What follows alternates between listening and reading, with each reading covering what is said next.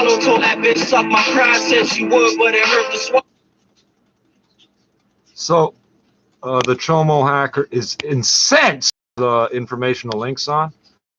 And here's the deal. Chomo is incensed that I put all those informational links on. Here's the deal. Since that video is like 1 minute long, it's just sitting there, just a bunch of links with none on it. You just pause it, go through all those links, /next video. You'll find in the, when the thing pops across the screen, and like about 30 seconds or less towards the end of any of these videos, I'll slide across, say uploads. If you click there, you'll find everything on this. So this person has thrown blood in my face and attempted to assault me. He's been stalking me literally 35 years. Like, he's a pedophile that's so fucked up in the head off methamphetamine, even though I'm not 3, 4, 5 years old. He's fixated on me personally, because I don't know if the one that got away or something, I put guns to his head. I'm supposed to give a fuck about how this person feels about me, eh? And so the point is, a meth head pedophile will sit and watch this video for hours. No sound, just doing everything they can to destroy the sound, and then calling me stupid because there's no sound. But he will sit there and watch every video. Now, here's the thing. Every time I have a video, he's got to choose between leaving stupid comments on the ones I'm not looking at or whatever.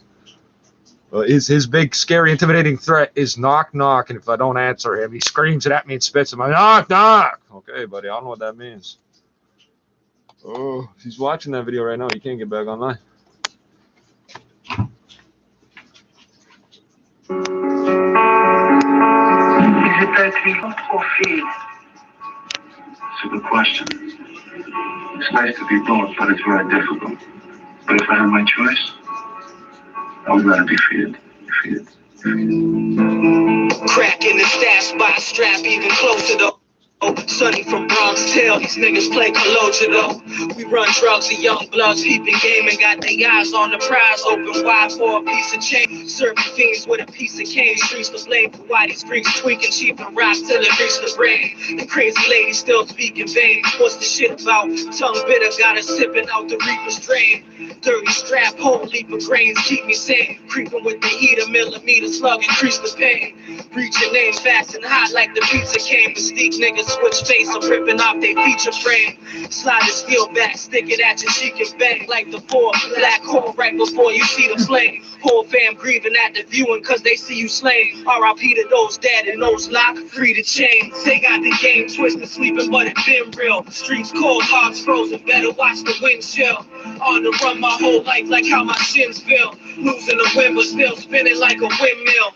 And what's the sense if we just living and die? I got it seen so I breathe and look my kid in the eye and say, baby girl, daddy is a rider. You're too young to understand, but daddy's a survivor. Yo, I cop inside Freddy rockin', Betty Crockett. Break the levee flooded cause I'm trying to see a heavy profit. The deadly cops are getting bread with bosses. They take your head and off it and kill you dead if you ever cross it. I'm on my Rocky Balboa versus Apollo. Told that bitch suck my pride, said she would, but it hurt to swallow. Read between the lines means I'm taking no shit. Whether it's the whole strip or hoes trying to blow dick. We go to war, Calico's got a full clip. Get murked in the turf war, you try to make them hoes flip. We bring them guns and we shutting down the whole shit. Whole bricks, 6 come around but we don't know shit. It's like that, my nigga, white coke and black roses. Black cobras bit past soldiers, now they passed over. Till my last over and I'm laying in mine. My back to this wall against the world, spraying my 9. They got the game twisted, sleeping, but it been real. Streets cold, hearts frozen, better watch the windshield. On the run my whole life like how my shins feel. Losing the wind but still spinning like a windmill. And what's the sense if we just living and die? I got it seen so I breathe and look my kid in the eye and say, baby girl, daddy is a rider. You're too young to understand, but daddy's a survivor.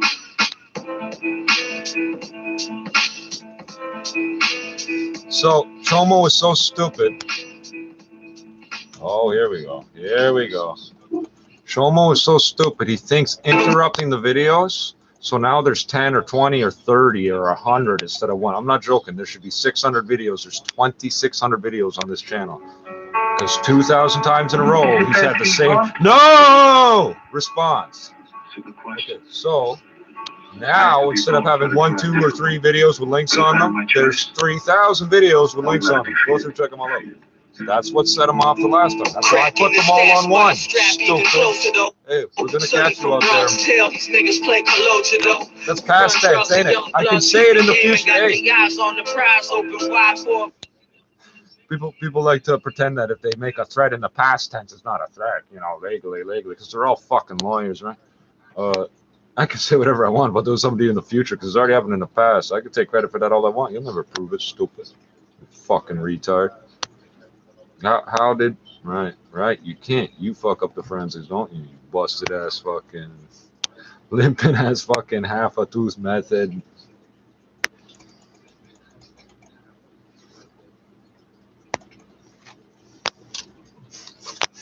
You're obsessed with a man that's about 40. What kind of child molester is that? You broke your brain when my boys got you fucked up on the pipe, man. Fucking idiot.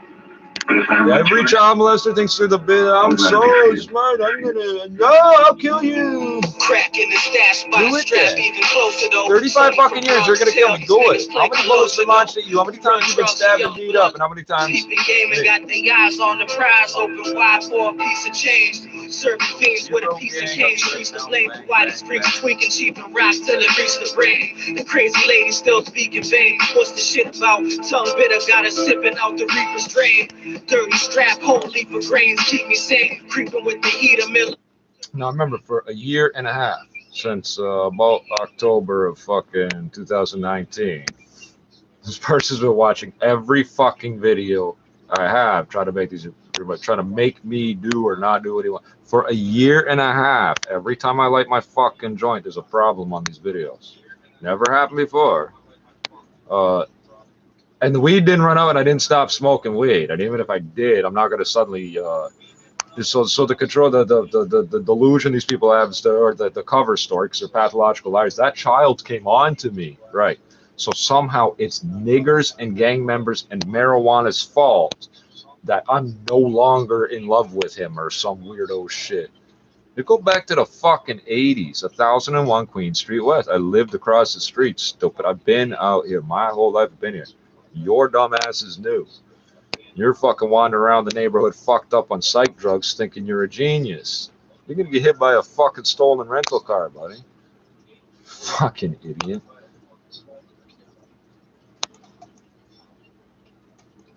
Jesus, you're stupid. Is it better to be loved or feared? It's a good question. It's nice to be both, but it's very difficult. But if I have my choice, I would rather be feared. Feared. Yeah, the love and the fucking bullet. Cracking the stash by strap. Even closer though. Sunny from Bronx Tail. These niggas play Colocha though.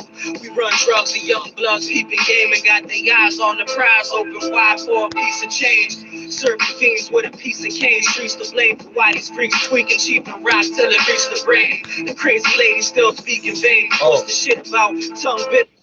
And got it sipping out the reaper's drain. Dirty strap, whole leap of grains, keep me sane. Creeping with the heat. Every time I turn it off, you turn it back on. That's all skill. It's just dumping of packets to interfere with the time control signal from YouTube, which shouldn't exist, but YouTube thinks it makes sense to do. You know, when the video is fully buffered, like this one, and it keeps skipping for no reason. So one of the reasons Chomo's going out of his fucking mind is because there's nowhere he can lure children from. They're not out there. He's losing his fucking mind. The 300,000 or they get that number from 2 million or whatever.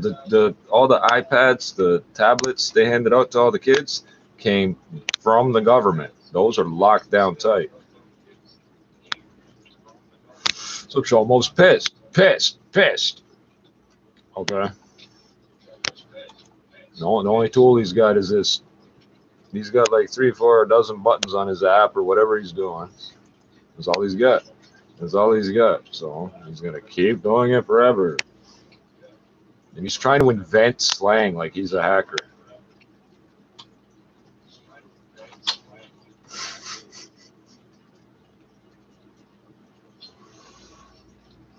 I called the fucking network DOS, and these idiots still thought, oh, we're gonna do this DOS attack because they're stupid. It's a rat trap, you fucking idiot. Retard. Yeah, jam it up, jam it up, jam it up. So I'm gonna pretend to like this 8 times in a fucking row. Every time I do, it's gonna get all fucked up. Recognize real notice when they cross faces. Cost wages when you can't tell. Fire clip shots wireless like a handheld. And they reaching out. Watch what you speak about. If it don't concern you, it's gonna take a minute and a half, bro. His app don't work like it used to. Real niggas bust shots, don't talk much. When them shots bust, all you gon' hear is who got touched. No witnesses, then there's no one to rap. Niggas won't shoot, showing they got. Picture that. Bet if you pull your strap and you don't squeeze, I'ma pull mine out and make sure that you don't breathe. Like deep symbolize only the truth. If you rap, better show me some proof. Real shit. Niggas say they ball, better show me the hoop. Play picture, better show me the juice. Stop frontin'. You ain't a player cause you hit skins. You ain't a boss unless your clique wins and stay when the shit ends. To get the prize, gotta walk through the bullshit. I roll with cats I rob the store with. Soar with the ones I never fall with. When it's my time to go, I'ma die true. Hope God forgive my sins when I fly through. Yeah, the when my man go to war, I'ma ride too. Provide for my daughter, let her know I tried to. The shit universal, all around the globe. Crooks in every city, cook bricks on the stove. Money over bitches, mine on the dough. Niggas top, so I get mines on the low. Mad niggas use the word loyal, that is a joke. Cause they tell when they backs to the rope. Yo, real thugs move alone without an army to squeeze. Nothing to prove, got stripes on his army fatigues. Roll with the strap in the armor to sleep. What goes around comes around. Karma is free. Cross both hands right before I walk in the court. It's the game, but a lot of players lost in the sport. These little niggas now allowed off of the porch. No knowledge getting shot with the torch. Should've listened when them old heads told him to chill. Done murder, now we in the cell holding the grill. With a little jail split that he rolling the steel. What he got for not being in control of the wheel. Don't let them push you, smile when they judge you. Stand firm like a man, don't let them budge you. When it's my time to go, I'ma die true. Hope God forgive my sins when I fly through. When my mans go to war, I'ma ride too. Provide for my daughter, let it know I tried to. This shit universal, all around the globe. Crooks in every city, cook bricks on the stove. Money over bitches, mine on the dough. Niggas talk, so I get mines on the low.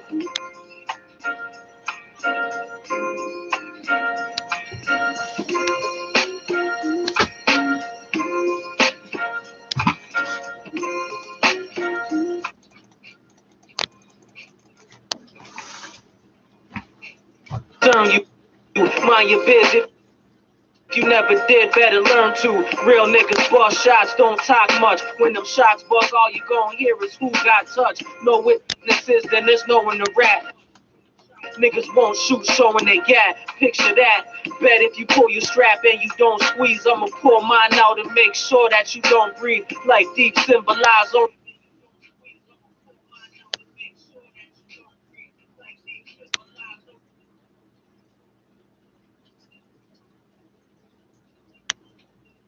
AWZG. Interesting.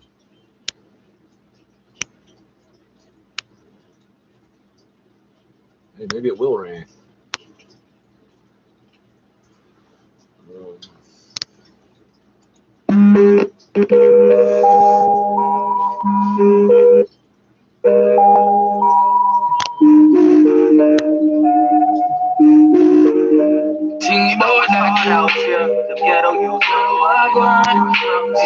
Sounds like a combination xylophone harp. The harpophone.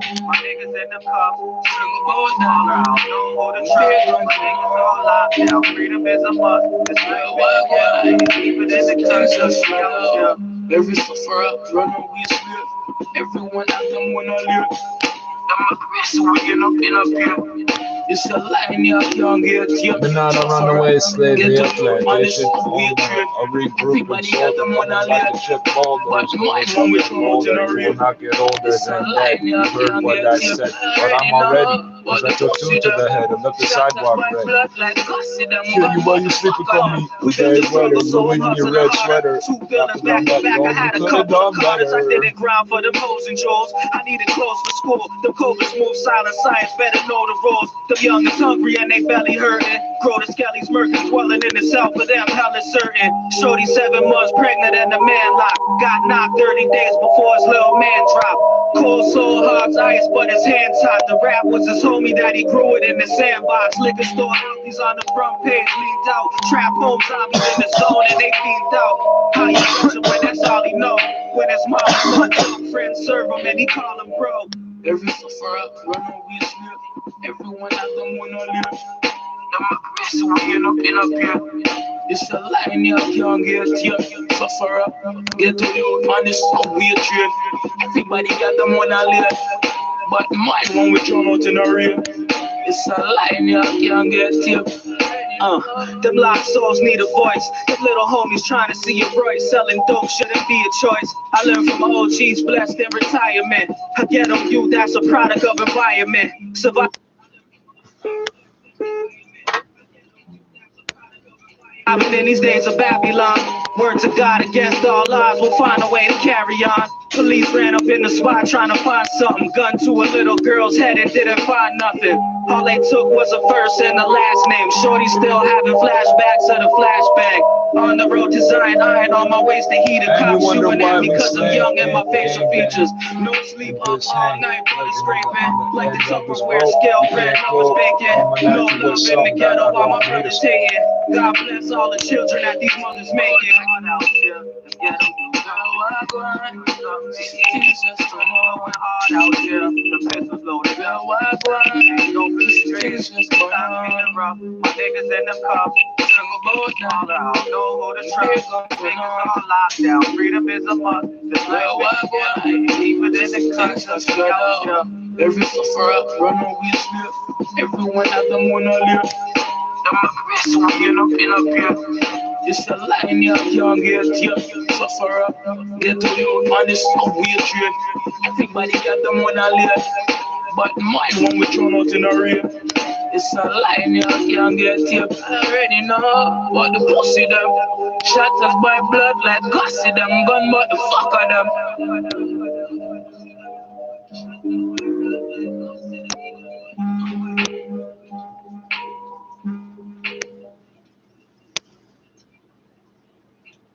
Your heart ever stops, I go back in time. Make your heart beat again. Run niggas to the end. Niggas hearts bleed. Smoke weed, elevated, renegaded. To run niggas who could relate it.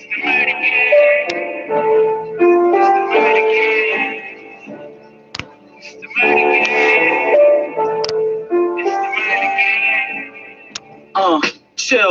They said that boy Grams heating up the block again. The shop open. Charlie got away. He got caught again. I am the Queen Street, the street cars, the side streets, the high fields, the two buildings, fries house, the fried sleep. Two steak and eggs, money, Mars, staircases, set the goons to run up on shakes, put them bare faces. Scotia spot jumping, gravities and gold mines. Ducks faking on the low, hating us the whole time. That bitch Nikki had him twisted, she a damn girl. Caught up in the twat, forgetting it's a man's world. 1575, watch till my stock's out. Dope chicken, 5 niggas bleaching up in Swap's house. That was the 3rd floor. First floor was Dewey spot. Wendy's on the 4th. When it came to fiends, I knew a lot. Mad dope with more hammers than the toolbox. Letter from the east, and it starts with their Q block. If my heart ever stops, I go back in time. Make your heart beat again. Run niggas to the end. Watch your hearts bleed. Niggas smoke weed, elevated, renegaded. To run niggas who could relate it. If your heart ever stops, I go back in time. Make your heart beat again. Run niggas to the end. Niggas hearts clean. Niggas smoke weed. Elevated. Renegaded. To run niggas who can relate it. It's the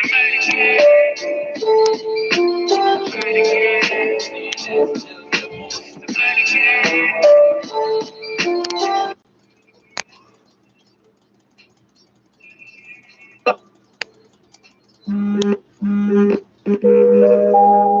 is about 2 minutes left.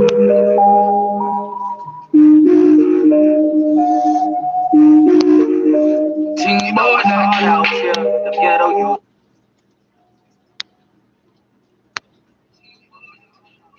increase the pain.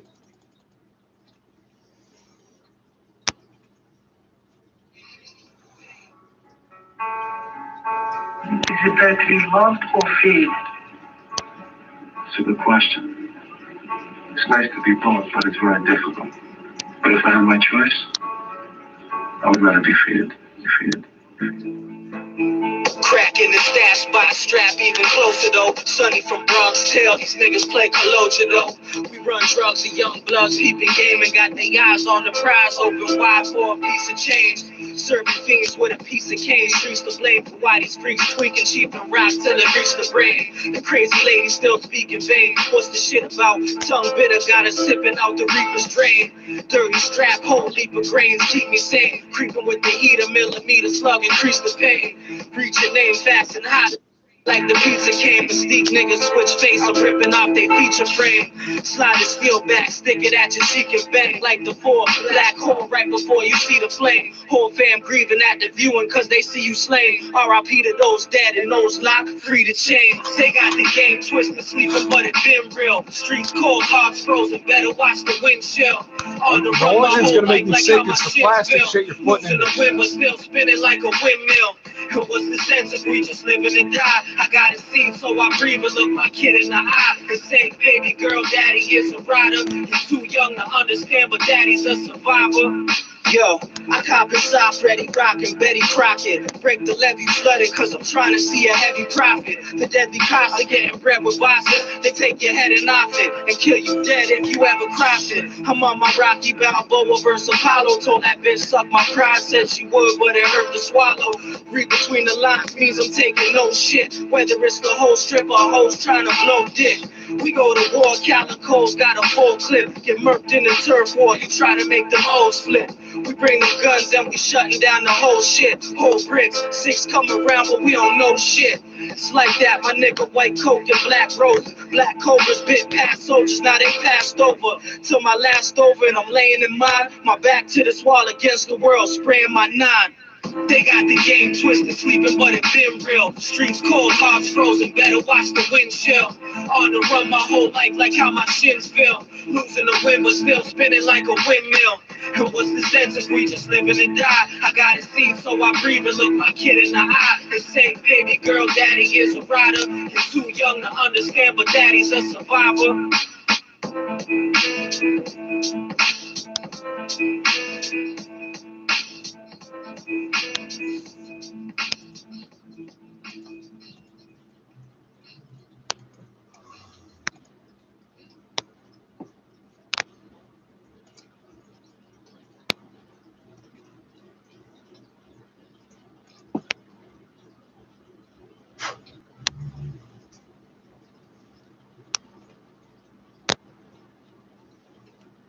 It took 5 hours to smoke one, 6 hours to smoke one joint. I'm supposed to be upset, eh? Off of YouTube, post a podcast somewhere, and suddenly now that's a program that's. I stock stalkers, stupid. You're a fucking idiot. All the people to pick out of the line to fuck with, man. You're an idiot.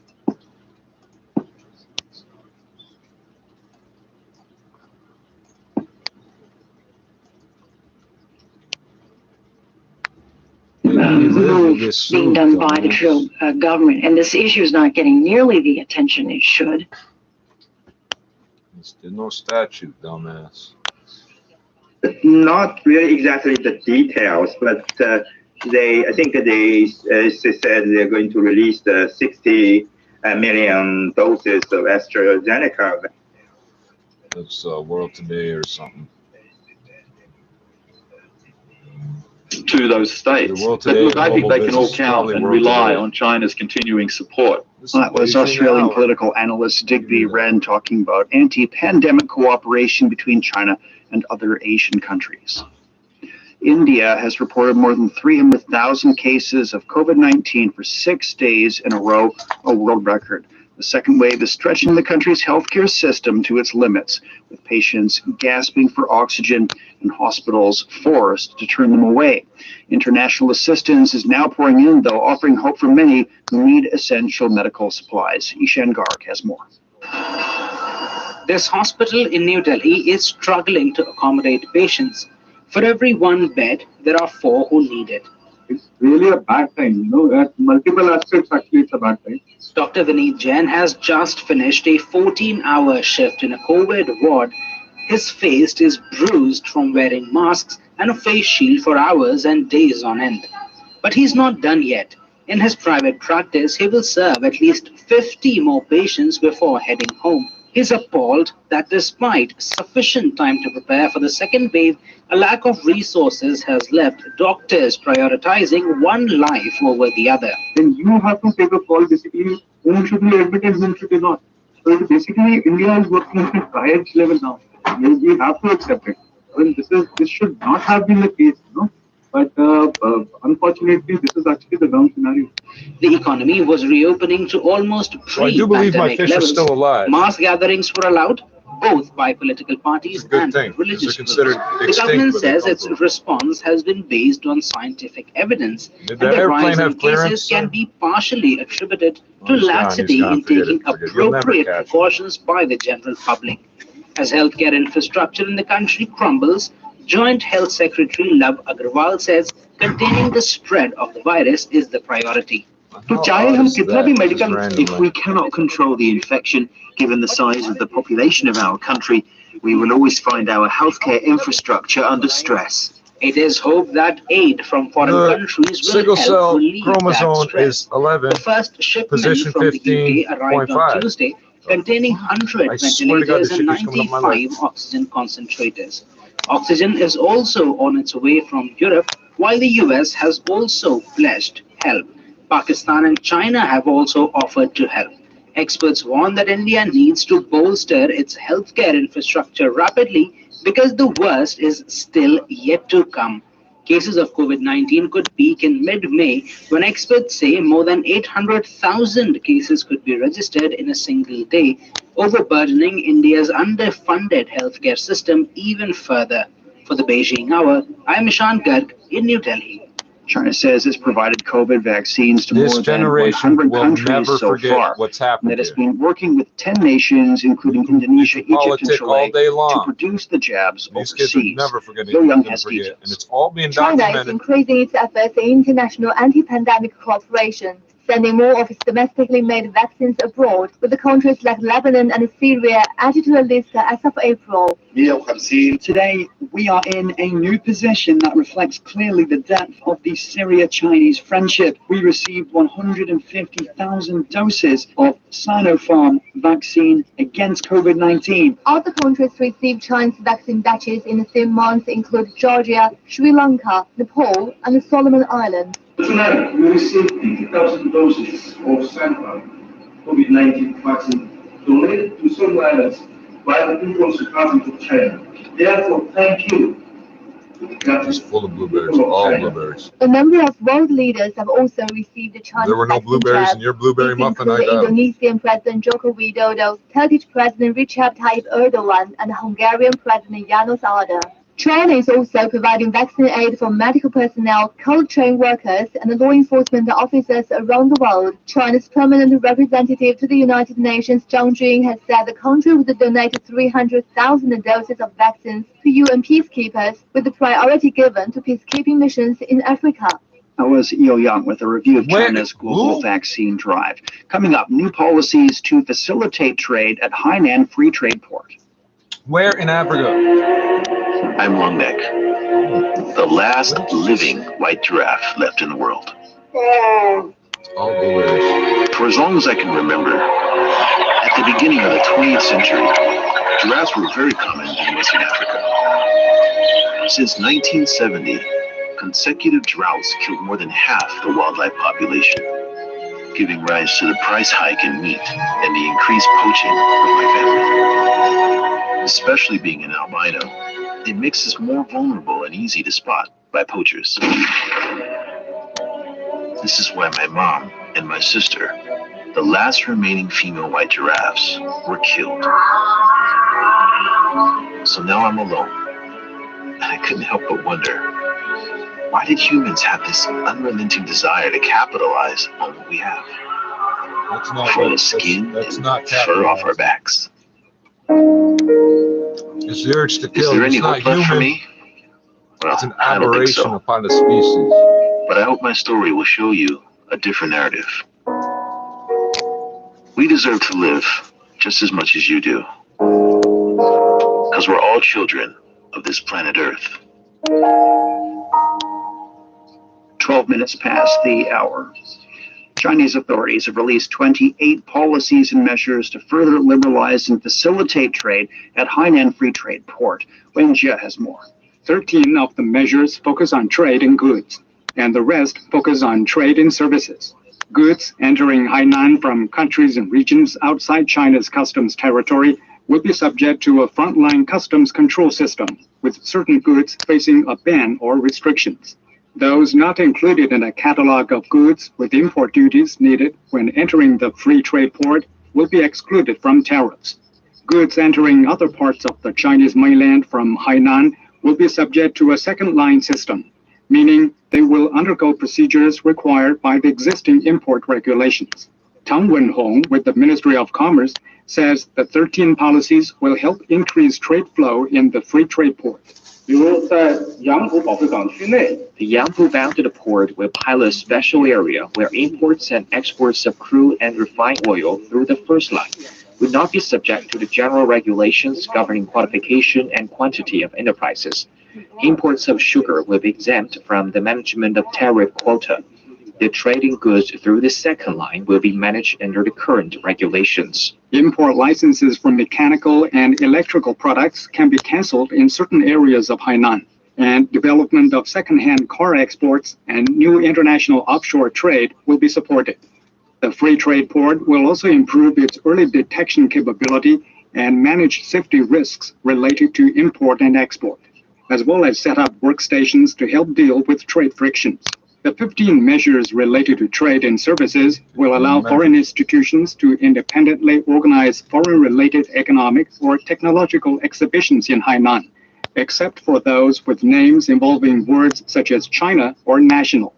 Registration requirements for commercial activities regarding imports and exports of technologies, as well as licenses for setting up auction houses, will be canceled. Tang says they will cultivate distinctive local industries in Hainan and continue to upgrade the environment for trade and investment in the province. We will encourage Hainan to develop new trade patterns, such as offshore global trade, digital, technological, and cultural trade. We will also support the construction of regional international exhibition and convention center and the establishment of export and trade bases of cultural products at a national level. We will encourage innovation of models of international cooperation in service sector trade. Cui Weijie with the Chinese Academy of International Trade and Economic Cooperation under the Commerce Ministry says the moves will be good for Hainan's long-term development. Easing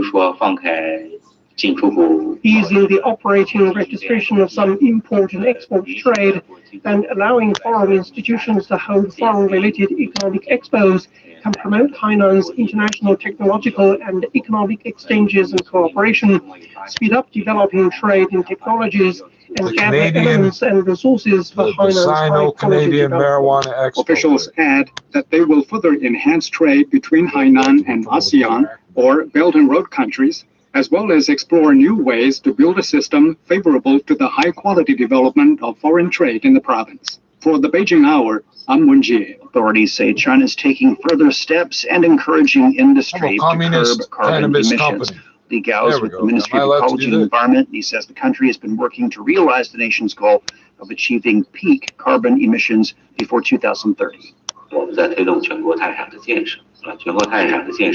We are promoting the establishment of a national carbon emissions trading system. We've started with the electricity generation industry and plan to include other high-emission industries next. Building this system is an important way to curb carbon emissions. He says the construction and transport sectors will be a special focus of China's greening efforts. For the construction and transportation industry, we have had in-depth exchanges with relevant departments and institutions on how to promote the responses and measures in those fields. On the basis of this research, we have also formed relevant reports and research results. The previous work carried out in those fields account for 80% of China's total carbon dioxide emissions. The official says China is also pushing forward legislation on climate change and cooperation across a broad range of areas, in addition to upgrading traditional industries. He says China will work out plans to develop major technologies in fighting climate change, or carrying out technological pilot and demonstration programs. China's included slashing carbon intensity as a binding target in its recent 5-year plans. The country's carbon intensity had decreased by over 48% by the end of last year compared with 2005. You're listening to the Beijing Hour. Coming up, the EU warns the UK about consequences for breaching the Brexit agreement. The Beijing Hour. The Beijing Hour. The Beijing Hour brings you an hour of comprehensive news and information from both China and the rest of the world. A mix of news, sports, and entertainment. In-depth analysis of the day's big stories, as well as the most comprehensive business of the day. The Beijing Hour. Beijing Hour. Your very own window to China and the rest of the world. 18 past the hour. The European Commission President says that the EU will not hesitate to use the dispute settlement system should there be a violation of the post-Brexit deal with the UK. Commission President Ursula von der Leyen's assurances to lawmakers come amid ongoing tensions between London and Brussels over Northern Ireland trade rules.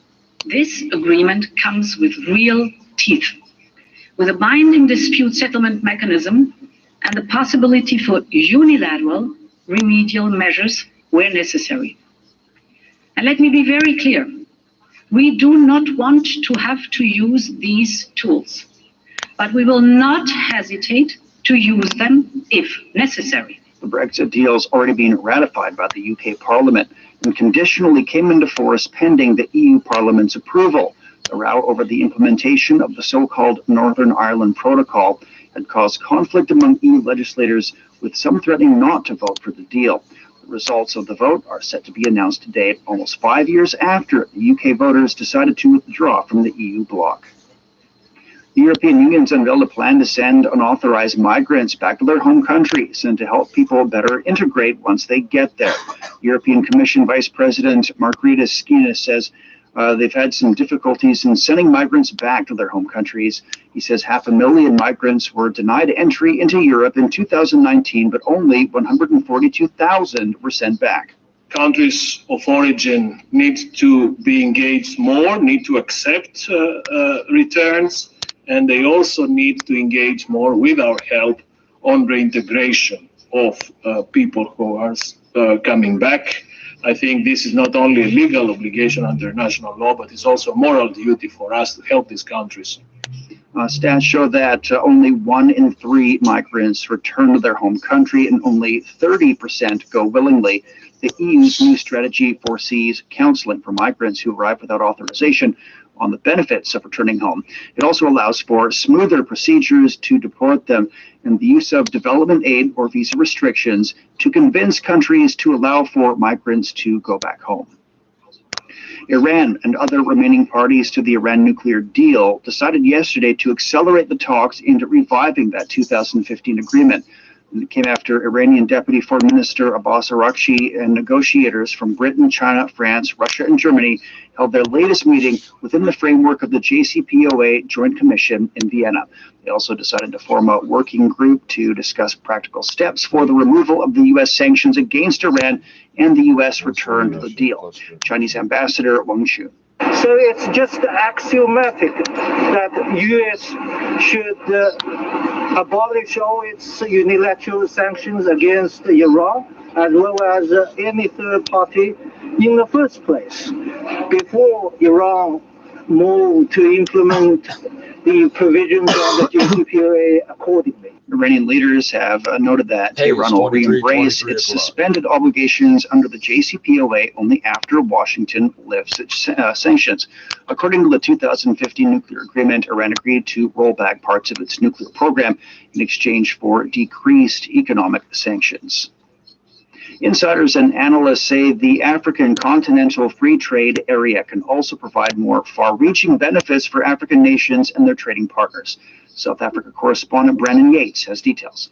The African Continental Free Trade Area was launched on January 1st, 2021. It aims to bring together 1.3 billion people in a $3.4 trillion economic bloc that will be the largest free trade area since the establishment of the World Trade Organization. There is a belief amongst African leaders that it will boost trade among African neighbors while allowing the continent to develop its own value chains. The World Bank estimates it could lift tens of millions out of poverty by 2035 and provide a major boost to small to medium-sized businesses. Two of the key goals of the agreement are to increase the freedom of movement of people within Africa, as well as to create a common currency for the African continent. Secretary General of AFCFTA, Wamkele Mene, echoed the currency goal in a statement, explaining that a common currency in the African continent is the objective, but that a uniform payments and settlement platform will be launched beforehand. In the interim, what's going to launch that before you had that doesn't make sense. This threat that they are putting to currencies on the continent. And I believe that this Pan-African payments and settlement platform will go a long way to addressing that particular challenge. Do that, but let's not have it just, oh yeah, this is done, goodbye. When you have to make a tough announcement, when do you make it? Friday night or Sunday morning? Because nobody's paying attention. Yeah, and nonetheless, people won't care until it's their voice that's silenced. That's when it tends to bother people. Again, this is remains an issue, but the Trudeau government rejected the Ford government. Dean, we see in nearly every election cycle in the United States, there was at least one candidate claiming the U.S. was spending too much on defense. Do you think it is realistic for the U.S. to make a major cut to its defense spending? Well, I think realistically speaking, if the United States wants to make a major cut to its military spending, then first of all, it has to change its global geopolitical mindset or positioning. Does the United States still want to maintain its global military supremacy? That's the core question. Basically, we know the U.S. signed up to so many international security commitments under a guiding philosophy that America will be better off remaining engaged in the world and stopping aggressions early on, rather than waiting for those aggressions to gather strength and strike basically the homeland in America. We have to say historically, this was a important lesson learned by U.S. leaders from the two world wars over the course of the 20th century. So since the end of the Second World War, America has been internationally engaged through overseas troop deployment, etc. And we have to acknowledge that the U.S. international engagement has played some kind of positive role in maintaining global peace. And for many decades, there has not been a war between major powers. But now I think the question is, does America still want to uphold this guiding philosophy, let's say? Let's talk about China's military spending, which is also a focal point for many observers. China's spending rose by 1.9% last year. So what's your rating of this increase? Well, first of all, China's increase here is actually lower than the global average of 2.6%. Overall, China is the world's second biggest spender, but because of China's political positive economic growth last year, China is basically the only major spender that did not increase its military burden in 2020. So I think China's increase here was pretty modest. For sure, China has some, long-term military modernization plans, but on the other hand, we also need to remember that the Chinese military played a key role in China's fight with the COVID-19 pandemic. For example, the two giant makeshift hospitals in Wuhan were managed by the POA, and many, Chinese military affiliated medical specialists and the logistic departments were ordered to provide their own assistance to Wuhan and other cities in China. Basically, all these efforts require money and resources from the POA. But when covering China's defense spending, some foreign media outlets, they yearly love to mention that China's spending has increased for more than 20 consecutive years. So what's your perspective on this? Well, first of all, we have to say that's a fact. However, I think that does not mean China has a global military ambition, not to mention a kind of intention to rival with the U.S., to challenge the American military supremacy. No, that's not the way to look at this. China's military expenditure is mostly self-defense oriented. For example, China does not send its Navy vessel to Hawaii or waters close to California. From a long-term That's what that was there. Because China's economy has been growing for decades, so the increase in military spending has gone hand in hand. But I think in some of the most recent periods, at a time when the United States is increasingly challenging and provoking China on Taiwan, South China Sea, etc., China's military spending increase in some of the most recent years is not really that surprising because the America is making China feel insecure. Thank you very much, Ding Heng. My pleasure. That's our reporter, Ding Heng. Coming up, China's Ministry of Natural Resources has published a landform survey report on the Diaoyu Islands. To listen to this episode again or to catch up on previous episodes, you can download our podcast by searching Road Today. This is Road Today. We'll be back in a minute.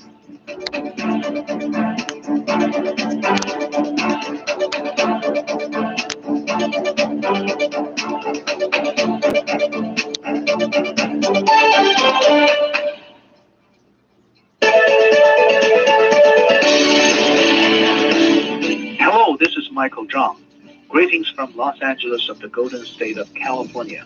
Thank you today for making me part of your team. I truly enjoyed the debates we had and look forward to many more in the years to come.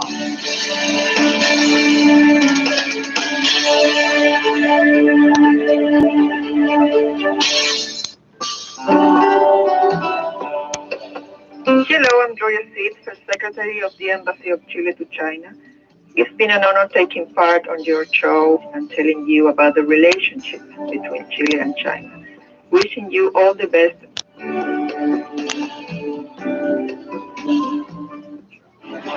In-depth analysis, valuable insights, expert views, presented by an award-winning team. Today, keeping you well-informed, up-to-date, and ahead of the news.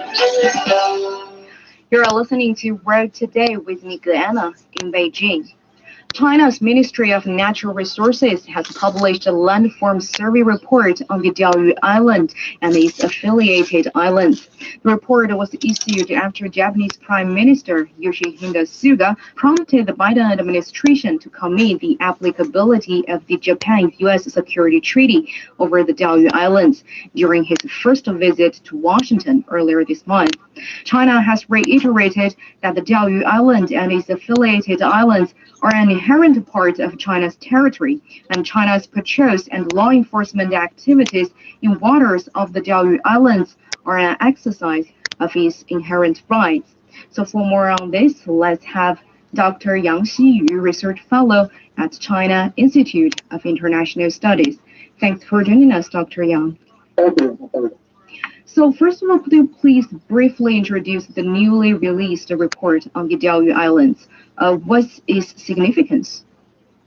Actually, the report is sort of a scientific report that contains the latest information regarding to the geographic information of the island, both in the island and the surrounding waters.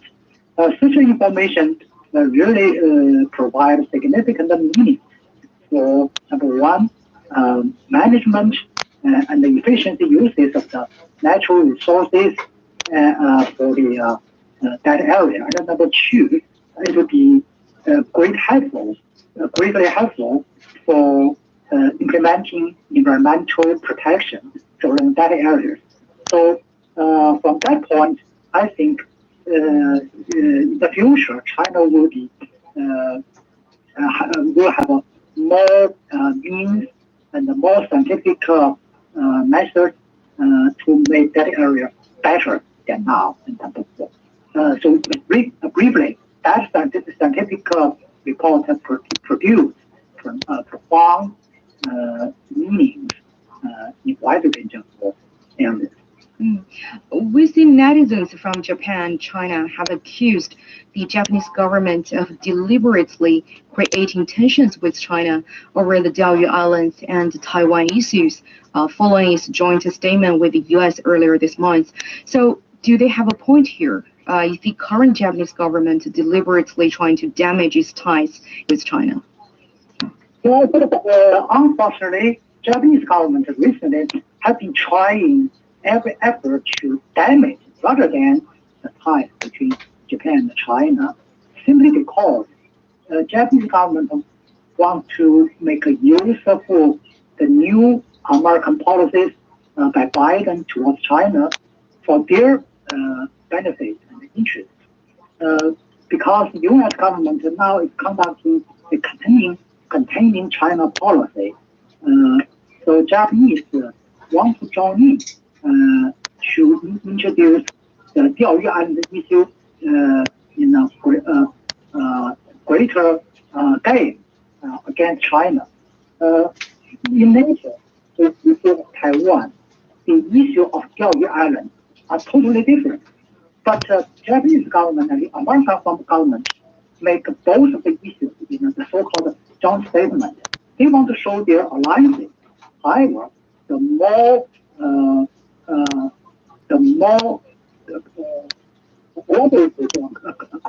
coordinated action by U.S. and China on Diaoyu Island on the Taiwan issue, the more tension and the more risk for this region.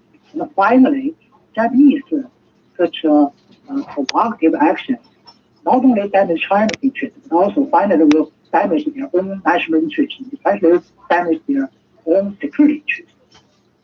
So in your opinion, how much of a factor has the U.S. played in Japan's shift of policy towards China? Well, I would say U.S. has played a very negative role in the course of the Japanese shifting policy towards China. For example, on the issue of Diaoyu Island, the U.S. position is the sovereignty of the Diaoyu Island is a contested issue between China and Japan. But in practice, U.S. has selected a side to support Japan on this contested issue. Such a role really complicated the issue and really enhanced the tension on this region. Observers have questioned Japan's motivations for further bringing the U.S. into the East Asian region, adding that Japan has brought instability into the region. What's your take on this?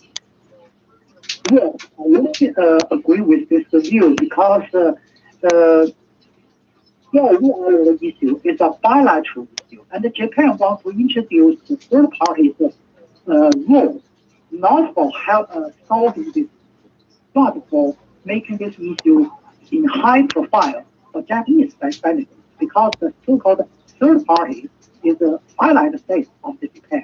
So not only U.S. they also want to introduce more outsiders into this bilateral issue. The purpose is very clear. They don't want to solve this dispute.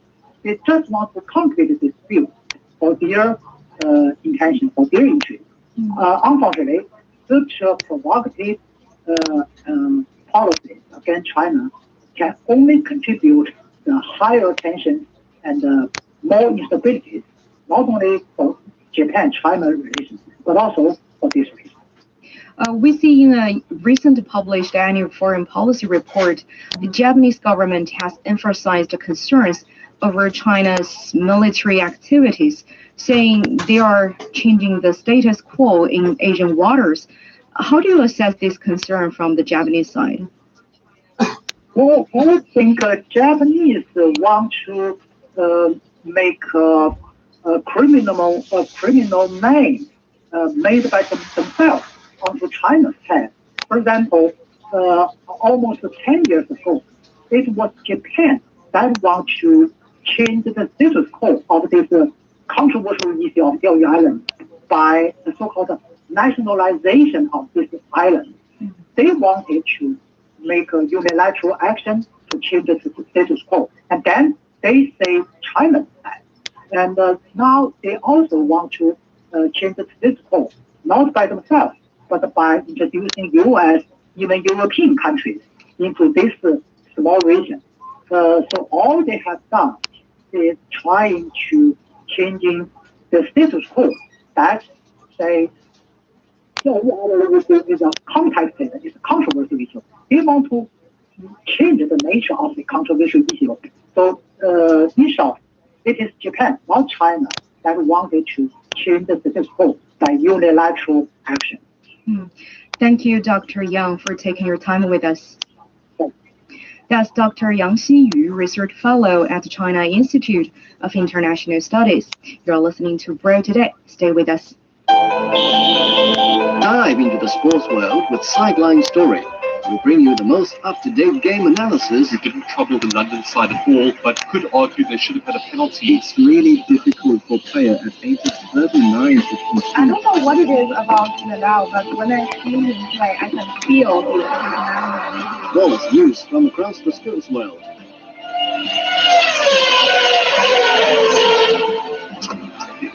Who played with the three? Kelly. I'm very happy with the result, I'm very happy with the performance, I'm very happy with the attitude. Whether you are a die-hard supporter or an armchair fan, hop on and enjoy the ride. Sideline Story. You're listening to Bro Today. China's digital economy grew 3 times faster than the country's GDP in 2020 amid the COVID-19 pandemic and a global economic downturn. A white paper on the country's digital economy development shows the sector grew by 9.7% last year.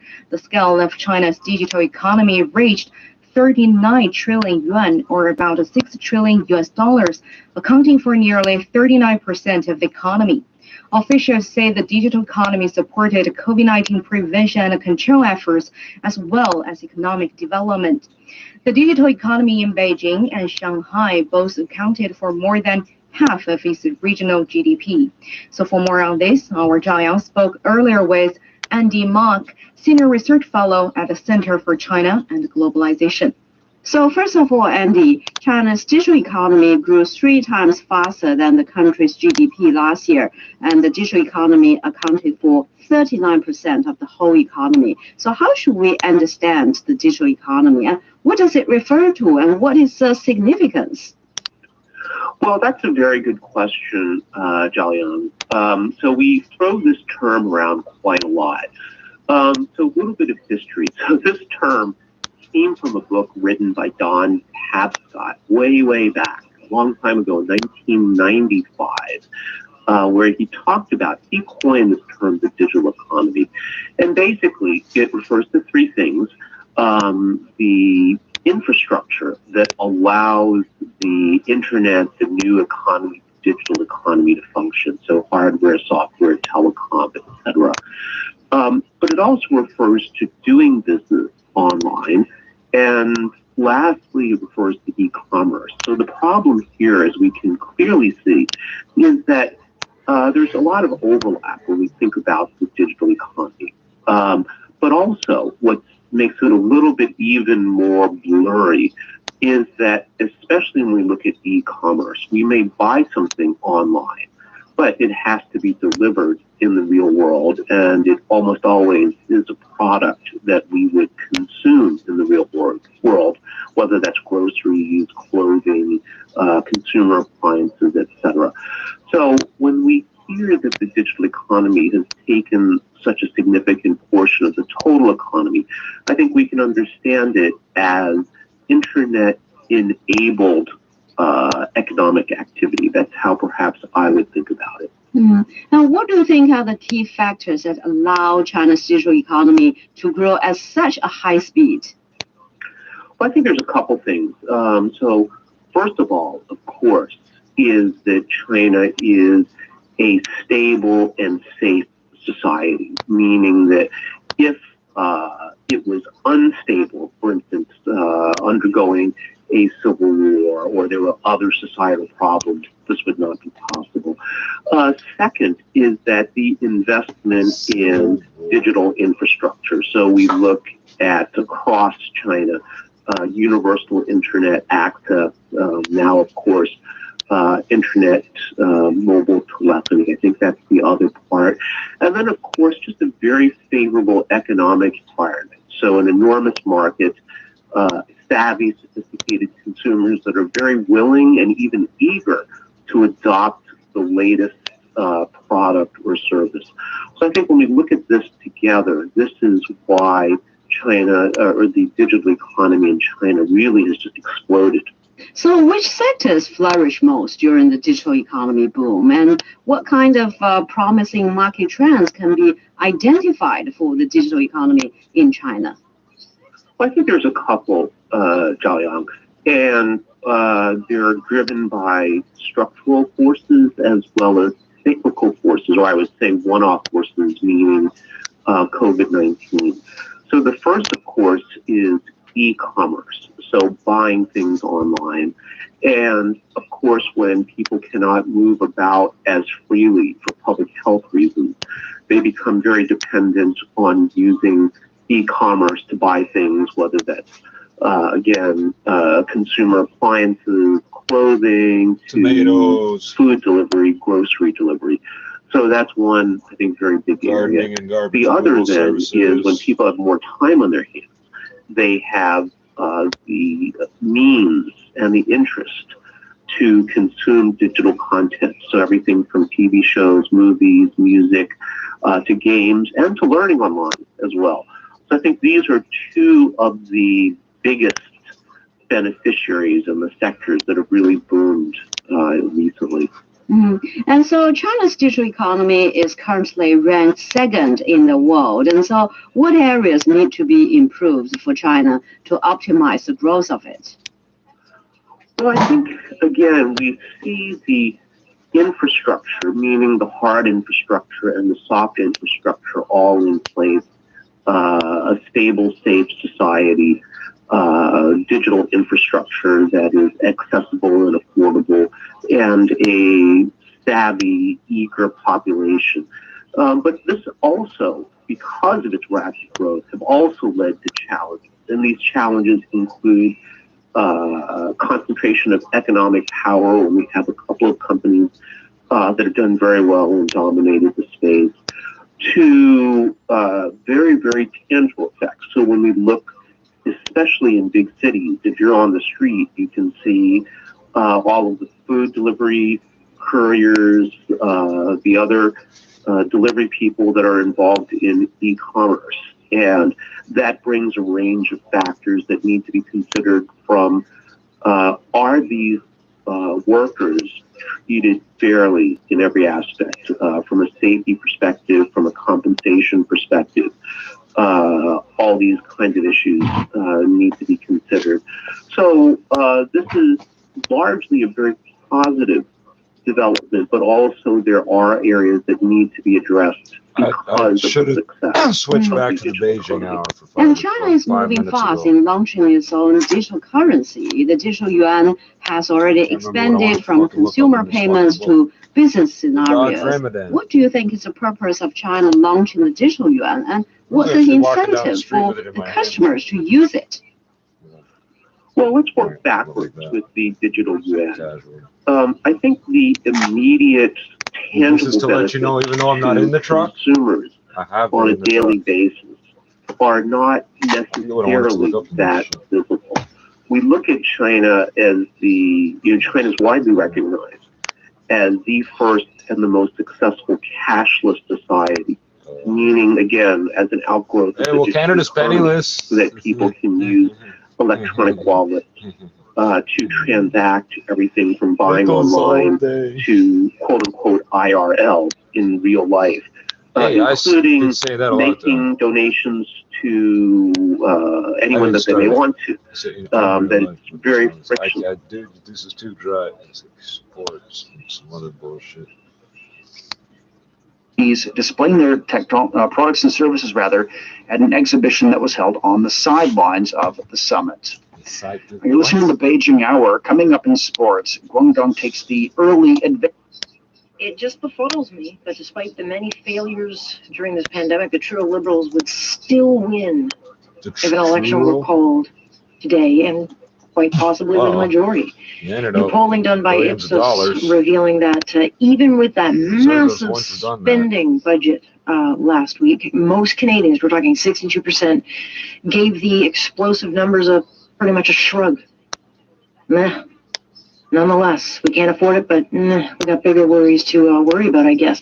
A bigger majority, 79%, don't even think the budget will help or hurt them personally. And that's because we just don't think in the big picture or 20 years down the line. And for whatever reason, Aaron O'Toole just cannot seem to punch through the noise, and that's going to be a big problem for him. But the numbers, and I did find this interesting when I read, to the end, the NDP have picked up 6 points, which actually helps the Conservatives because it eats into the Trudeau numbers. But, the numbers do suggest that we are not in any kind of mood for an election right now. Daryl Bricker, CEO of Ipsos Polling, as well as author of a book that is a must-read for all. Next, he joins us now. Good to have you. Thanks for having me on, Alex. So that platform, or that budget, I shall say, pardon the slip, really would be their election platform that they run on. So it was a big old trial balloon for the Trudeau government. And is it that Canadians don't care, or they just are resigned to it? Well, Canadians are in a different mindset right now. They're basically focused 100% on what's going on with this pandemic. And to the extent that the budget was talking about things around the pandemic, specifically about the pandemic, they might have, had some time to give it attention. But a lot of it was focused on these more projective sort of things into the future. So as a result, the public said, well, interesting promises, but I'm really trying to deal with what I have on my plate today. Right. And I mean, obviously, the sooner this government can go to the polls, the better. But I just don't, with a third wave raging the way it is, I just don't see it happening. Well, we did ask that on a previous poll, how enthusiastic people were about an election. And the only people who really seemed to be enthusiastic about it were opposition voters. So if you're not inspiring, and we asked people whether or not they thought they could have an election that would be fair. A majority had issues with that. A majority also thought that an election wouldn't be safe. I would say the groundwork that needs to be in place in order to have a successful election in the short term just isn't there as we are in this third wave of the pandemic. Yeah, and that brings us to Aaron O'Toole, and a lot of people who aren't kind of, they don't follow every word, everything is said. They're not in my business. They got lives. The one thing that they say is I am desperate to see someone else, another option on the table, and I have no one to look at. A lot of people feel very politically homeless. In fact, I feel in many ways politically homeless these days because one thing Aaron O'Toole is having a tough time doing is punching, and to Jagmeet Singh, albeit he had the last election to make his presence known, Aaron O'Toole is having a very hard time punching through the noise, and that is just fine for Mr. Trudeau. And it's almost like he has set up the current situation, with a barely working parliament in that way, because it's better for him the less people know about Aaron O'Toole. Well, if you're an opposition leader anywhere in this country right now, you're having an incredibly hard time getting any attention paid to anything that you have to say. I mean, even look in the province of Ontario where we are right now. Can anybody name the leader of the Liberal Party? Because there's a new one. What about Andrew Horvath, who's been on the political stage forever? I mean, occasionally she'll, pop up in an interview or whatever, but it's not like anything's being driven right now in any aspect of our politics by opposition politicians. And Aaron O'Toole has the misfortune of being in that situation.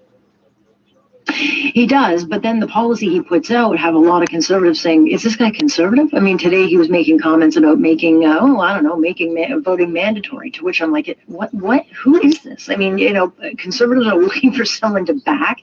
People are looking for an option to look into. And he's kind of morphing into whatever it is that he thinks people want. Yeah, so since he was elected, he got a little bit of a look just after he was elected. But after that, I mean, most of the coverage of what's been going on with Aaron O'Toole has been, of the nature that you're talking about. So the question, I guess, for people who are considering options, particularly if you live in the province of Ontario, and particularly if you live in the 905, which is going to decide how this next election goes, is anything that he has to say appealing to you? So, well, I had a conversation there. Hey, doesn't that advisor sound like she's Italian? The other two CRI? She's a professor. she's also very lonely. I was struck over and over by how isolated, lonely she is, and sometimes she seems to resent it, and other times she seems to revel in it. Why did you want to explore that? Well, it was who she has to make more famous, popular food for the global audience to have. Yes. Speaking of the Shaxian delicacy, the Shaxian delicacy food chain is now a pillar industry of the services sector after Shaxian district government took the initiative to expand the market all over China with multiple policies in the 1990s. Do you think the success story of Shaxian could be echoed by Luozifen? What policies and support can the government provide here? For Shaxian delicacy, its success was quite quick, and it was also with the rise of China's migration.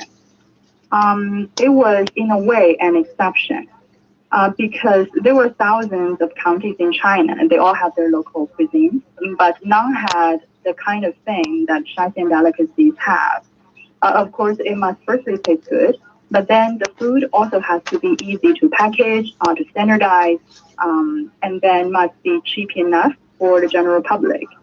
So for an average Chinese consumer, they're quite price sensitive, but also at the same time picky on the taste for food. Luozifen, I think it tastes good enough, but not standardized yet. Right now, it's a novelty, but it can also be made into 1,000 different flavors by various ways. I think at least one thing that local government must do is to coordinate leading producers locally to make a star product as a standard. There can be a lot of spin-offs from this, but the extension to rely on the capital market. And the capital market won't be interested in something that have random quality control. And another thing I think that local government can do is to help create this ambiance surrounding Luozifen. Because food is not just food. People associate food with memories. Like I enjoy Thai food, it's not just because they're tasty, but also I have fond memories of those hot weather, of the local massage, the beautiful scenes. And now there's a lot of competition from other type of local foods. So there has to be some sophisticated marketing from the central government and local government for this kind of local cuisine and make them sustainable in the market. Dan, as I mentioned at the beginning, President Xi said he hopes private enterprises can develop boldly with confidence. So in general, how do you rate his remarks here? Would you say it is the best time for private enterprises to develop in China? By looking at the hard data, I think yes, it is the best time for private enterprises to develop in China. There are several angles to look at this. The most important one to me is that domestic consumer market is going through a significant expansion. And right now we're at this point of a transition that we see both rising income among cities and rural populations, but also improved sense of quality and customized goods. So it's great opportunities for private sector. And we also cannot underestimate the role of digital economy because previously for small and micro firms, they have to rely on some sort of the big factories or some formal channels to get access to large suppliers in order to guarantee the sales and the marketing channel. But now they can easily start their online stores with online streaming to let their products and services to be known by the public. So it's a much more fair market environment. And financial channels now are more diversified as well. We know that P2P is gone, but online borrowing and lending is not. It's actually expanding quite fast. We have seen supply chain finance. They're supporting both domestic trade and cross-border e-commerce. And there's also the help of new technology. So I think his remark is not an exaggeration. Firms should take advantage of this opportunity. Okay, thank you very much, Dan, for your time and insights. Thank you for having me. That's Wang Jian, chief economist of Hong Seng Bank, China. That's all the time for this edition of World Today. A quick recap of today's headlines. The United States will share 60 million AstraZeneca vaccine doses globally despite controversy surrounding it. U.S. military spending rose 4.4% in 2020 despite the pandemic hit. To listen to this episode again or to catch up on previous episodes, you can download our podcast by searching World Today. How to change the doors so they don't open it. Shit, that's not what I'm Hello everyone, this is Munema Khan, journalist from Pakistan, currently based in Pakistan. Asking Dad, can you go out? Hi, I'm a high-pressure weather system. And I'm low pressure. Opposites attract. You're so cool. You're so hot. Let's make precipitation. Yeah, but everyone hates it when we get together. Except Subarus. They love spring showers. Right, because they have symmetrical full-time all-wheel drive. Sure, we make it rain, but that's how rainbows are made. Enjoy Subaru's all-weather drive event with great rates on 2021 Subaru Foresters. Go online to build and price yours and adventure on in all weather. Now, 680 News regional weather conditions for Coy Brothers. Smart Stow lawnmower is genius. It stores vertically to save space. Only $469. Toro and Coy Brothers. KOYBROS.com. 680 News time, 8 o'clock. Toronto's #1 for breaking news, traffic, and weather. This is 680 News. It's Tuesday, April 27th. Good evening, I'm Scott Burnett. And I'm Caitlin Lee. Here's what's making news this hour. Canada now has its first death after someone developed a blood clot after getting the AstraZeneca vaccine. Officials say this is extremely rare and the shot is still safe. It's called vehicles. Just watch out for this. It's moving fairly well through the area. All the highways are moving. In an effort to spare the nation further COVID catastrophe. A Hamilton man is facing charges in connection with the deaths of his mother and father. The two were stabbed in their downtown apartment building. The details are being ironed out to bring back expanded bike lanes and on-street patios to Midtown Yonge Street. We'll tell you how the Blue Jays are doing right now proudly against the Canadian since Nationals. 1976. Same-day tire services at Mr. Lube. I'm Maria Benovich, Global News Radio, 640 Toronto Chopper Traffic. Going beyond the hashtags and headlines. This is CFMJ Global News Radio 640 Toronto, a Chorus Entertainment company. You're listening to Global News Radio. This is Global News at 8 o'clock.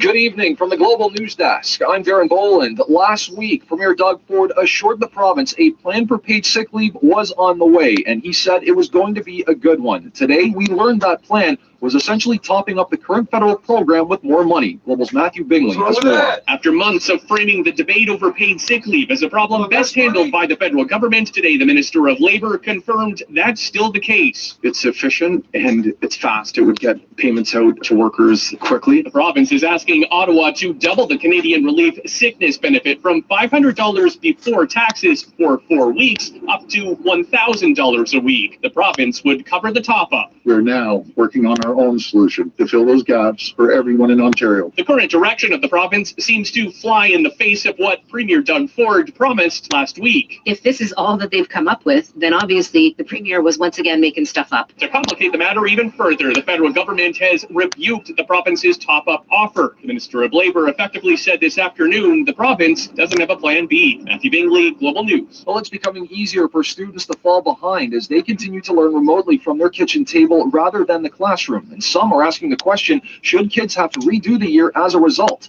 Education or Executive Director of People for Education, Annie Kidder, doesn't believe that's the case, but says kids will need additional support in the years to come, such as special education support, graduation coaches, and tutors. Making sure that there's all the extra support there, but also that breathing room so that we're not trying to pretend that we're, sort of back to normal now. We've got to have all these outcomes in the curriculum. We've got to deliver every single piece of this.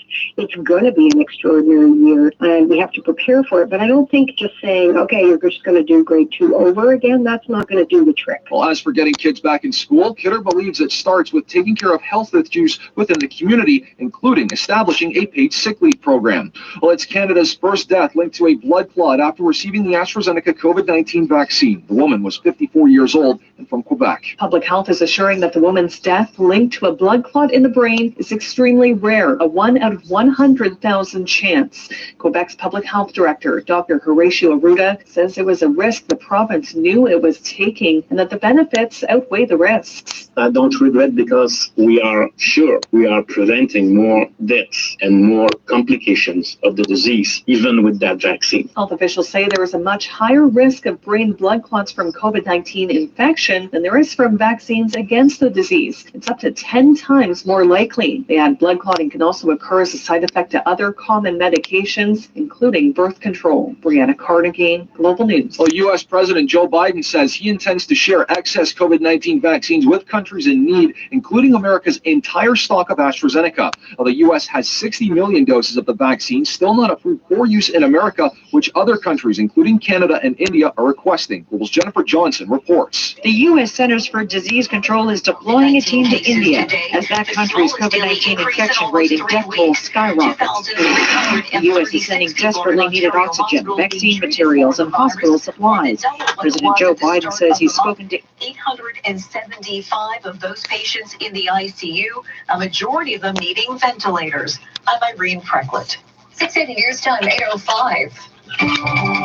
This just into 680 News. Peel Public Health has issued a Section 22 order telling a large number of Canada Post employees to stay home following a COVID-19 outbreak. 12 employees at the Toronto Exchange office of Canada Post's Gateway facility in Mississauga tested positive for COVID-19 in the last week.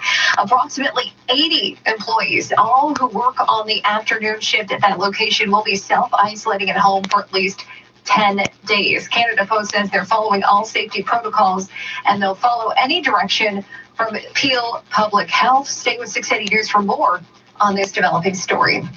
680 News Time, 8:05. The back and forth continues between the Ford and Trudeau governments over who should cover paid sick days. Here's 680's Richard Sunder. Instead of starting its own paid sick day program, the Ford government today offered to boost the amount of money paid from the federal program to $1,000 per week, up from the current $500. But the federal government said no.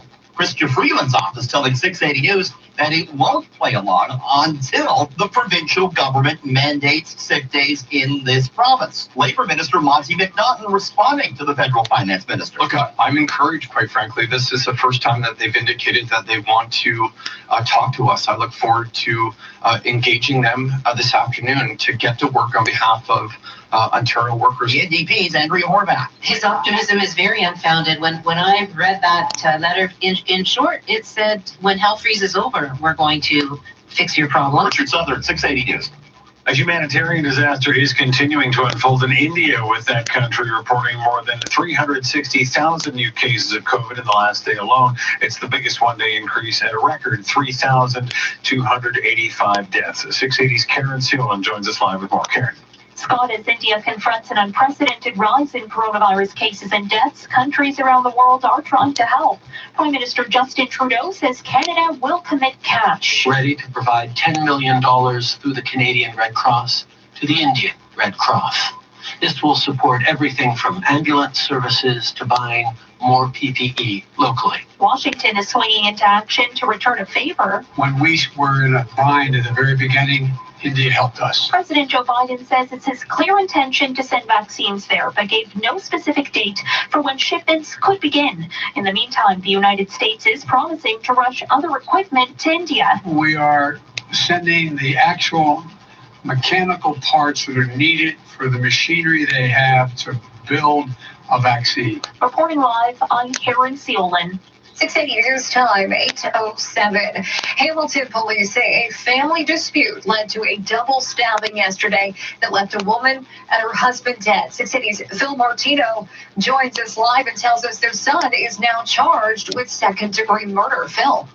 Caitlin, a 67-year-old man, was found suffering from stab wounds in the apartment where he lived with his family yesterday afternoon. His 61-year-old wife was located in the hallway outside the unit with her son, both also suffering from stab wounds. Hamilton Police Staff Sergeant Peter John says there were witnesses to the attack on the woman. He was spoken to, but it did not dissuade him.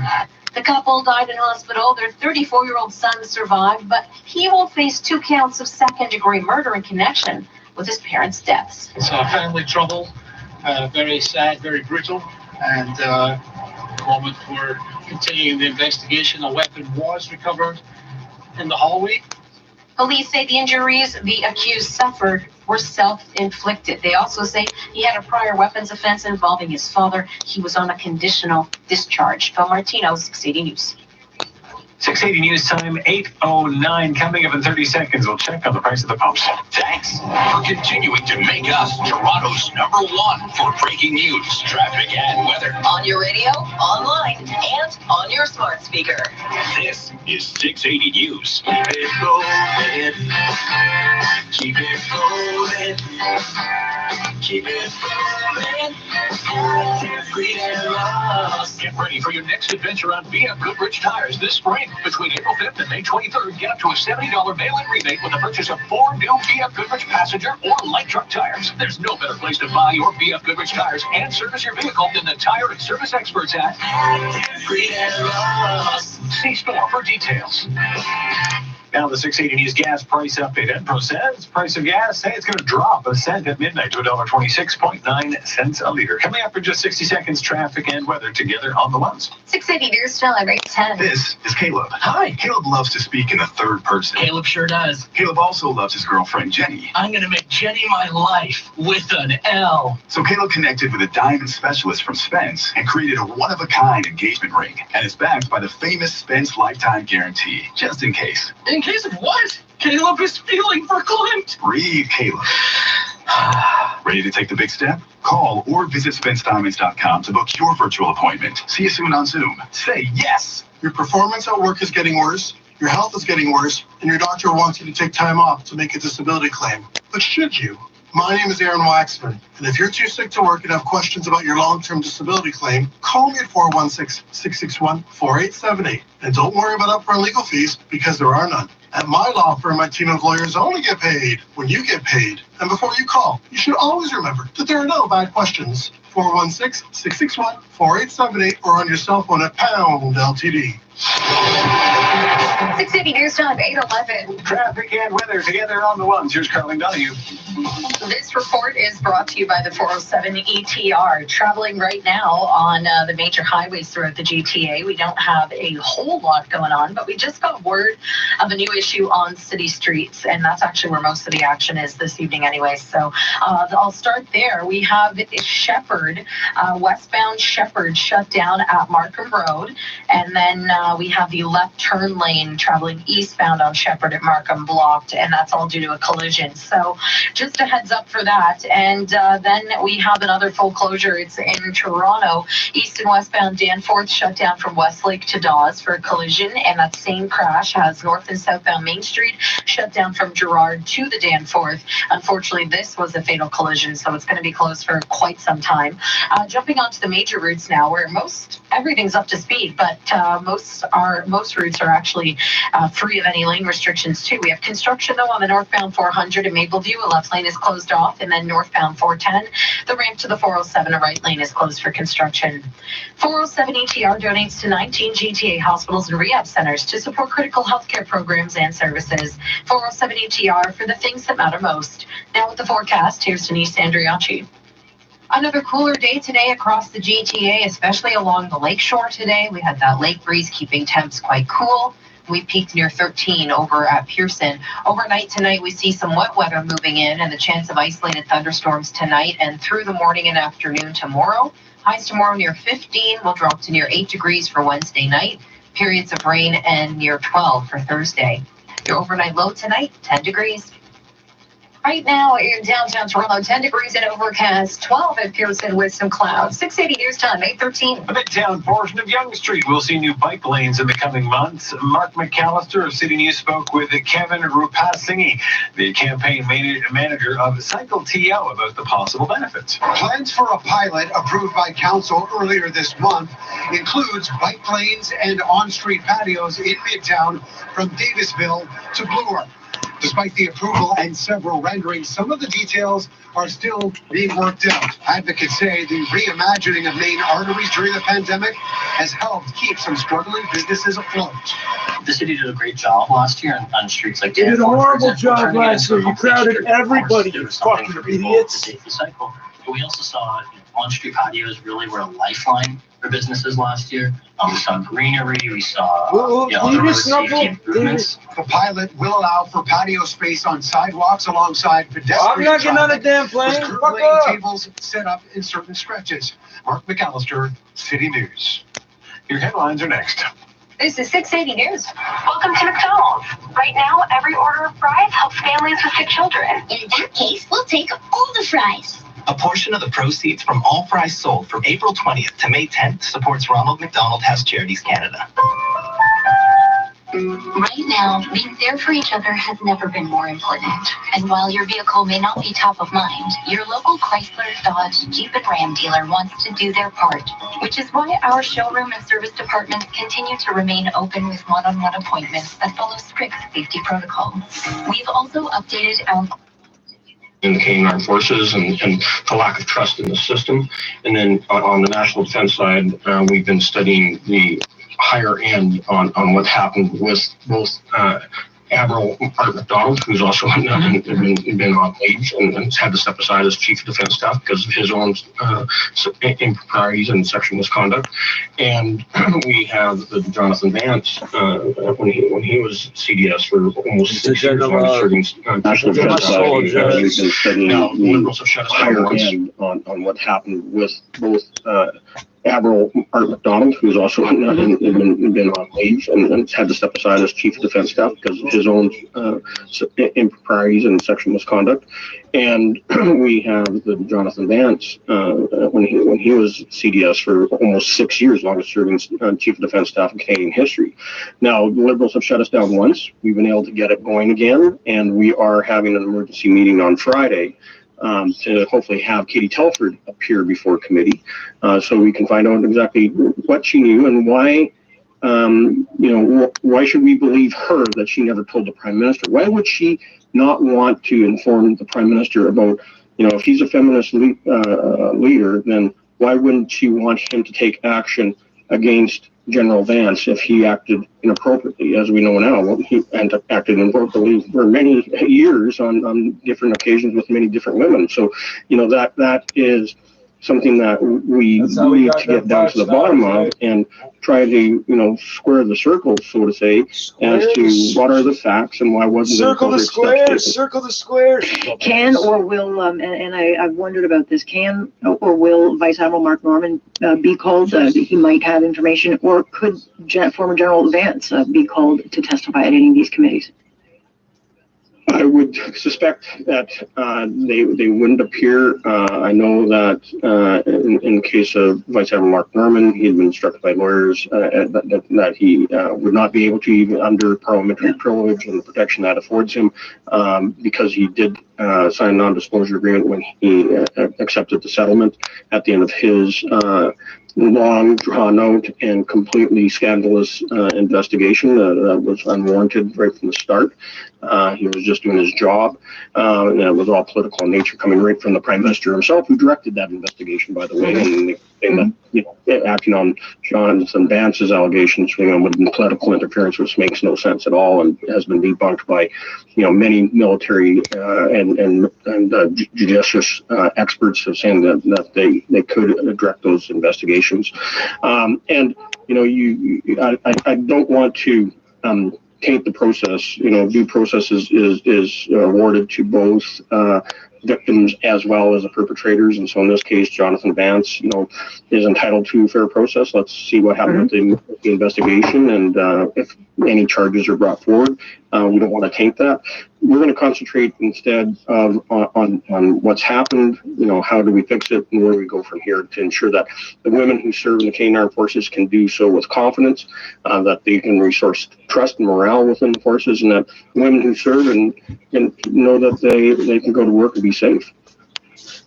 Yeah, it's Major Kelly Brennan who actually said she has no expectation to have justice in this, but she is speaking out so that others will be able to serve and feel protected. I appreciate your time on this, and certainly we'll continue watching this and talking about it. Anytime. Glad to come back. That is James Bizan, who is the defense critic for the Conservative Party, and so we will see. I highly doubt. I'll love to see it. I'd prefer it be on a Friday morning, but I'd love to see what Katie Telford might have to say about this or not. So we'll see what happens, because every day we're learning a new little wrinkle out of this. Remember, SNC started as a slow burn, and then it picked up speed. The difference, however, and I think this is I think the Mark Norman scandal is probably the biggest, because I thought that was a really disgusting one. But this is a big scandal. Whether or not COVID is too noisy right now for people to really kind of get into this, I'm not sure where it will go. But there are so many at this point, you just completely lose track of how many scandals this government has been through. Nonetheless, we will talk about this and many other things, because it has been one of those busy days that leads to a lot of talk. We'll do that in round one of Counterpoint, brought to you by our friends over at Pizza. That's next. Stay with us here, Alex. It's coming out of the TV. This is Global News Radio. Time now for a check on the roads with a look at traffic. Did you just say we're coming back to this military story or not? All the highways continue to move along pretty well this evening as of. Ow. I don't know how, but I got like orange juice up under my nail. Yeah, it's a pain in the ass. Why do we eat? Why do we? Never mind. We could go on and on about why we eat the things we eat.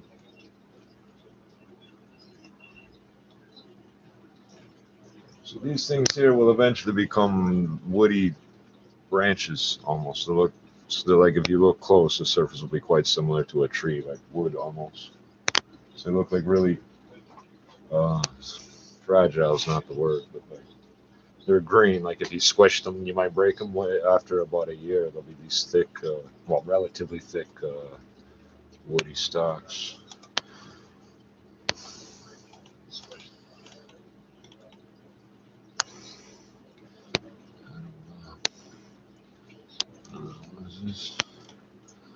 Damn it! How come when I'm not prepared to listen to new shit, all the new shit pops up on my feed when I'm trying to find new shit? I can't find it, even if it's not brand new, but I never saw it before. That's what I mean. How come I didn't see some of this shit before? I would have.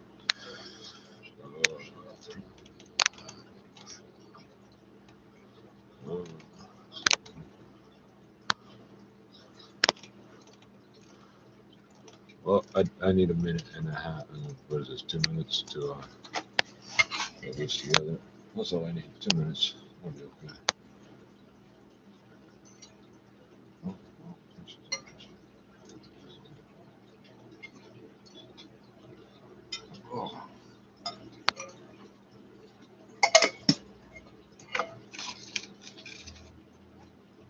Oh, yes, of course an error occurred.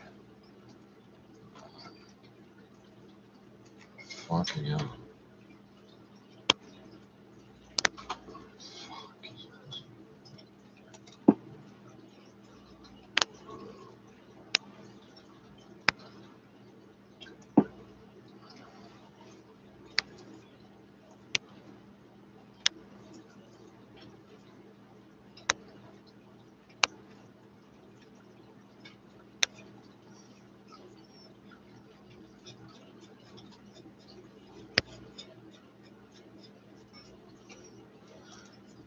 Let's have another error occur, please. Errors.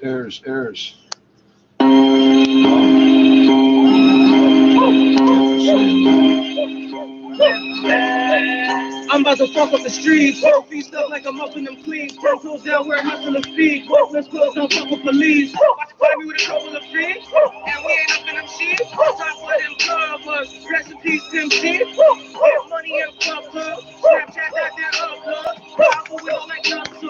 Wash my hands when I touch, dog. King of my town. Baddies be ringing me down. Real one's giving me pounds. I'm bringing the sound. No square circle is round. Sink or swim you drown. It's rap, so call me Nip Flair. Don't touch shit, just sit there. Ain't that yet, but I'ma get there. Turn that bitch in the fifth gear. Bring my dogs up out that case. Why my dogs up out that shit? Make sure all my dogs stay paid. Pray that all my dogs stay safe. It's a fly thing, it's not a soft thing. Bitch, I'm sizing, watching you rising. Cause bitch, I'm vibing. Ooh, that damn, the whip cool blooded. T-Brands buckle, I flick through hundreds. I move shit, gotta stick who want it. I ain't got time for a bitch who fronted.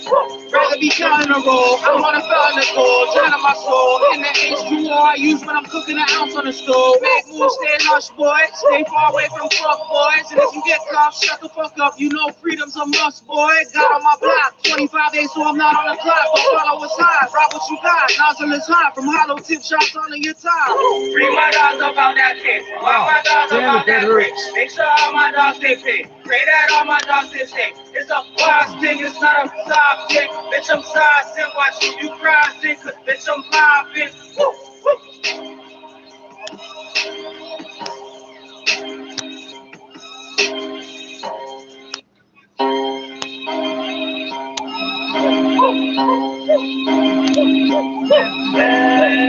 I'm about to fuck up the streets. Be stuff like I'm up in them cleats. Close down where hustling feet. Let's close down, fuck with police. Find me with a couple of feet. And we ain't up in them sheets. Time for them clubbers. Rest in peace, Pimp C. Get money and fuck up. Snapchat that upload. I'm moving on like Nusso. Wash my hands when I touch though. King of my town. Baddies be ringing me down. Real ones giving me pounds. I'm bringing the sound. No square circle is round. Sink or swim you drown. It's rap, so call me Nip Flair. Don't touch shit, just sit there. Ain't that yet, but I'ma get there. Turn that bitch in the fifth gear. Bring my dogs up out that case. Why my dogs up out that brick? Make sure all my dogs stay paid. Pray that all my dogs stay safe. It's a boss thing, it's not a soft thing. Bitch, I'm sizing, watching you rising. Cause bitch, I'm vibing. Ooh, that damn, the whip cool blooded. T-Brands buckle, I flick through hundreds. I move shit, gotta stick who want it. I ain't got time for a bitch who fronted.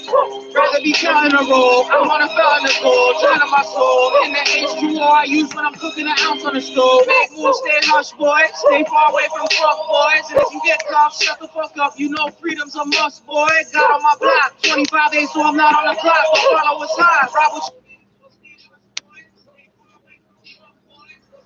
There's subwoofers out there. I can hear them. There's a bass line, but the mic won't pick it up.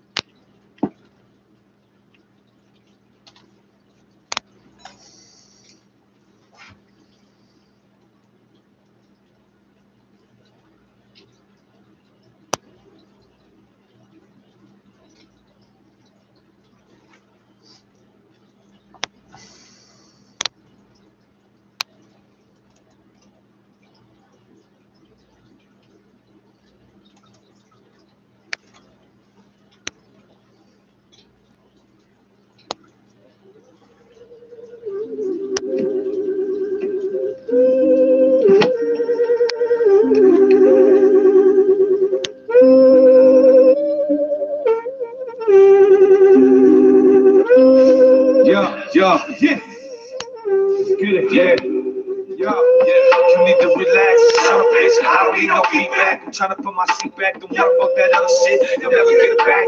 Rise like a phoenix from the ash, just like they said I never do. The ones always talking never got a clue. Who the fuck am I? Nah. Who the fuck is you? Riding with my thugs, we just trying to get this money. You can put that on me and keep the artillery. If they cross me, then it's R.I.P. It's for my real thugs. The ones that squeeze the thorn and bleed just to smell the rosebud.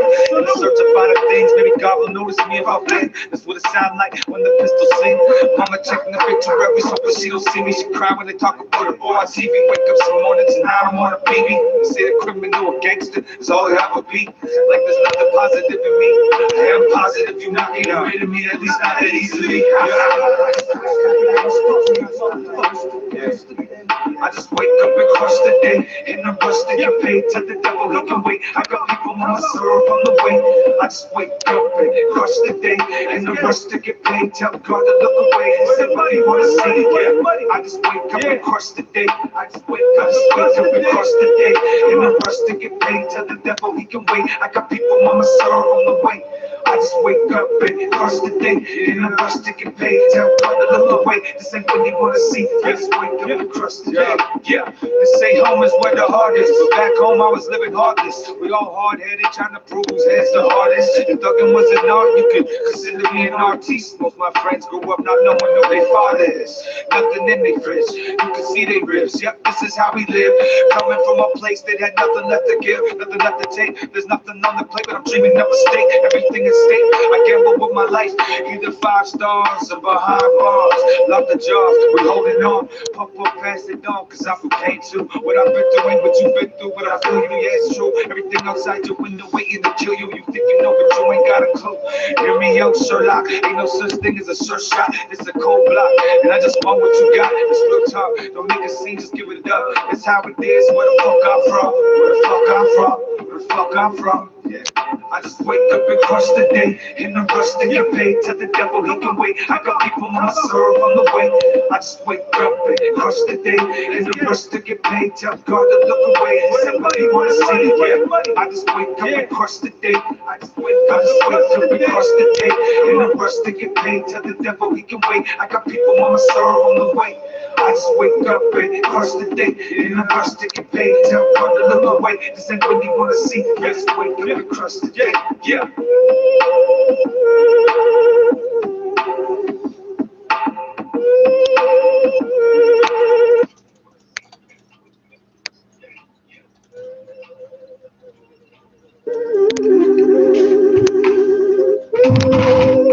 As long as you run the program, because there was already a program called Canada's Recovery Sick Benefit.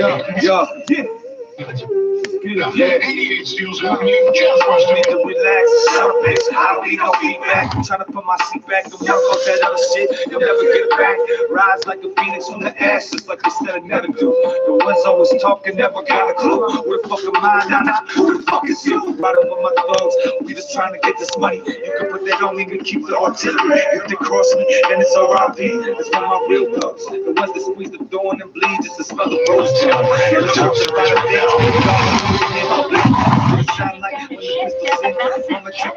Facility in Minnesota. After 12 employees tested positive in the last week. That woman becomes the first person in Canada to die after an extremely rare side effect from a COVID vaccine. Officials insist the shots are still safe and the benefits still far outweigh any risks. Easy debate makes for thirsty work at Toronto City Hall. The idea of letting people have a beer in a park. They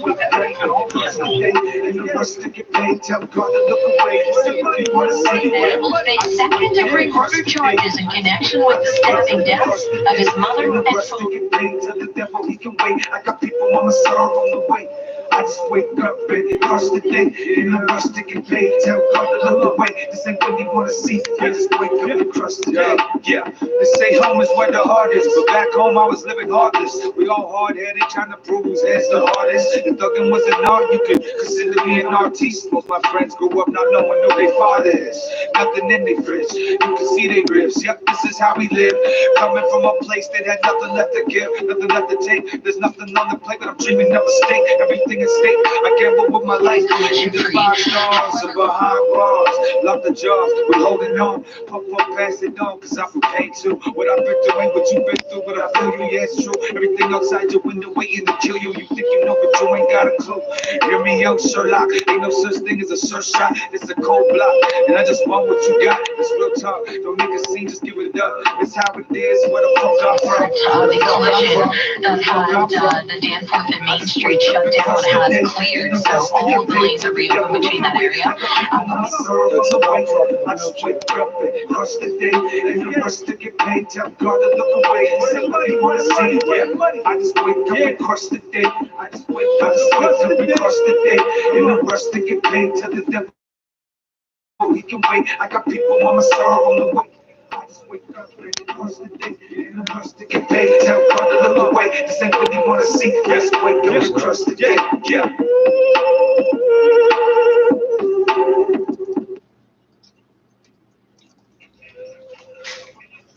Near 10 degrees. And right now in downtown Toronto, overcast and 10. 680 News Time, 8:32. Breaking news from Peel Public Health, which has issued a partial closure of a Canada Post facility in Mississauga due to a COVID-19 outbreak. 680's Karen Siolan joins us live with the very latest. Karen. Scott, some 80 workers have been sent home and told to self-isolate for 10 days after Peel Public Health ordered Canada Post to shut down an afternoon shift at its Gateway West facility. The shift is in the Toronto Exchange office, where a dozen employees have tested positive for COVID-19 in the last 7 days. The Toronto Exchange office is where international mail is reviewed by the Canadian Border Services Agency, while contingency plans are being put in place to minimize the impact on mail service. Canada Post says if you're expecting an overseas package, expect delays. Canada Post adds paid leave provisions are in place to support employees. Stay with 680 News as we follow this developing story. Reporting live, I'm Karen Siolan. 680 News Time, 8:33. Canada is reporting its first death linked to the AstraZeneca vaccine. A woman in Quebec died after developing an extremely rare blood clot. Officials in Quebec are confirming the woman who tragically died was in her 50s. And while this is a terrible situation, Quebec's Health Minister Christian Dubé says the number of adverse effects possibly related to the shot fall within the range they had warned about. Within 400,000 of AstraZeneca, we have less than 4 cases, so we are within those numbers. Health officials say the shot is still safe and the benefits of the vaccine still far outweigh the risks. Health Canada has said the chances of getting this very rare blood clot is between 1 in 100,000 and 1 in 250,000. Meanwhile, the risk of developing a blood clot in hospital with COVID is 1 in 5. More than 1 million AstraZeneca vaccines have been administered across the country, and the federal government is in talks with the U.S. to get access to more doses amid delivery disruptions from India. Cormac McSweeney, Parliament Hill.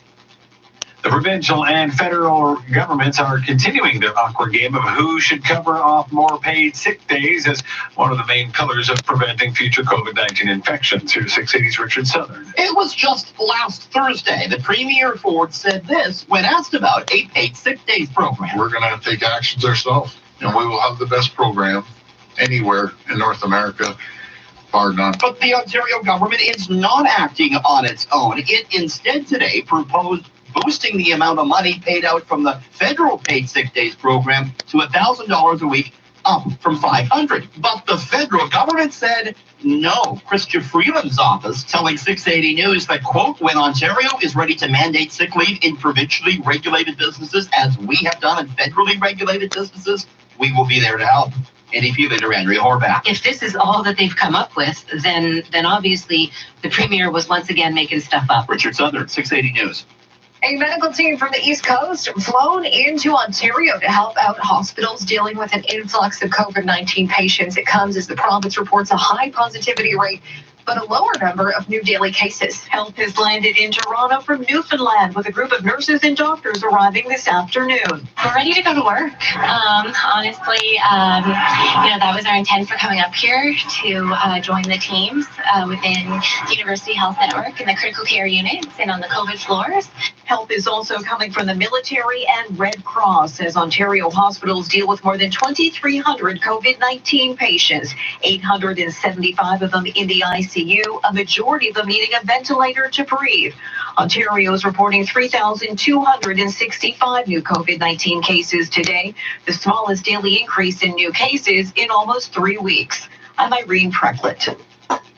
A Toronto City Hall committee has put off a motion that would have made drinking on the beach or in a city park this summer legal. 680's Mark Douglas joins us with the reason why. The idea of allowing outdoor drinking in Toronto cracked open a can of hot debate at City Hall. The Economic and Community Development Committee heard a motion from Councillor Josh Matlow to let responsible adults have a cold one in a park or on the beach. But if you look at cities around the world, London, Paris, Montreal, around the world, everywhere, here again. There's no evidence that all of a sudden hordes of people are drinking. Matlow says the reality is that in this pandemic summer, people will gather for drinks, and it would be safer with COVID to do it legally outdoors than indoors. Medical Officer of Health, Dr. Eileen Davila, argued against the idea, saying when it comes to alcohol, a strong regulatory framework is best. Particularly while we find ourselves in the midst of a pandemic. I'm Mark Douglas. 680 News Time, 8:37. Peel Region's vaccine rollout heading to the workplace with a pilot project offering pop-up vaccine clinics for workers at some essential workplaces. Shauna Hudd, the City News, spoke with Brampton's mayor. Now, this is something doctors, politicians, and essential workers have been calling for quite some time. I spoke to the Premier about it last night, and he's promised his support and resources to help facilitate this, so we're heading in the right direction. Needles started going into arms at 3 Maple Lodge Farms locations in Brampton and Mississauga. Tomorrow, Maple Leaf Foods and Amazon will join the vaccination effort. All 3 of these businesses dealt with some big outbreaks throughout the pandemic. More than 500 Ontario businesses applied to be a part of this pilot project, but for now, only a few made the cut. Right now, it's based on supply. Starting Friday, 2 mosques in Peel Region will be offering the shot to residents 18 and older from 25 neighborhoods. Bookings start today, but public health warns appointments are limited. Shauna Hunt, City News. A Hamilton man and his wife are dead, and their son charged with second-degree murder in connection with their violent deaths. Here's 680's Phil Martino.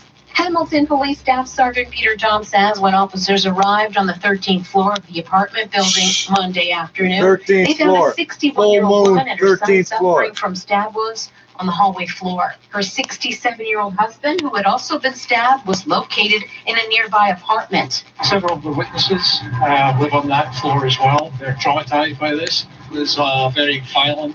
The woman was pronounced dead in hospital. Her husband died in surgery. Their 34-year-old son remains in serious condition, now charged in connection with their deaths. When he becomes conscious again, he will be advised that he's now being charged with 2 counts of second-degree murder. According to investigators, this was a family dispute, and they're not looking for any other suspects. I'm Phil Martino.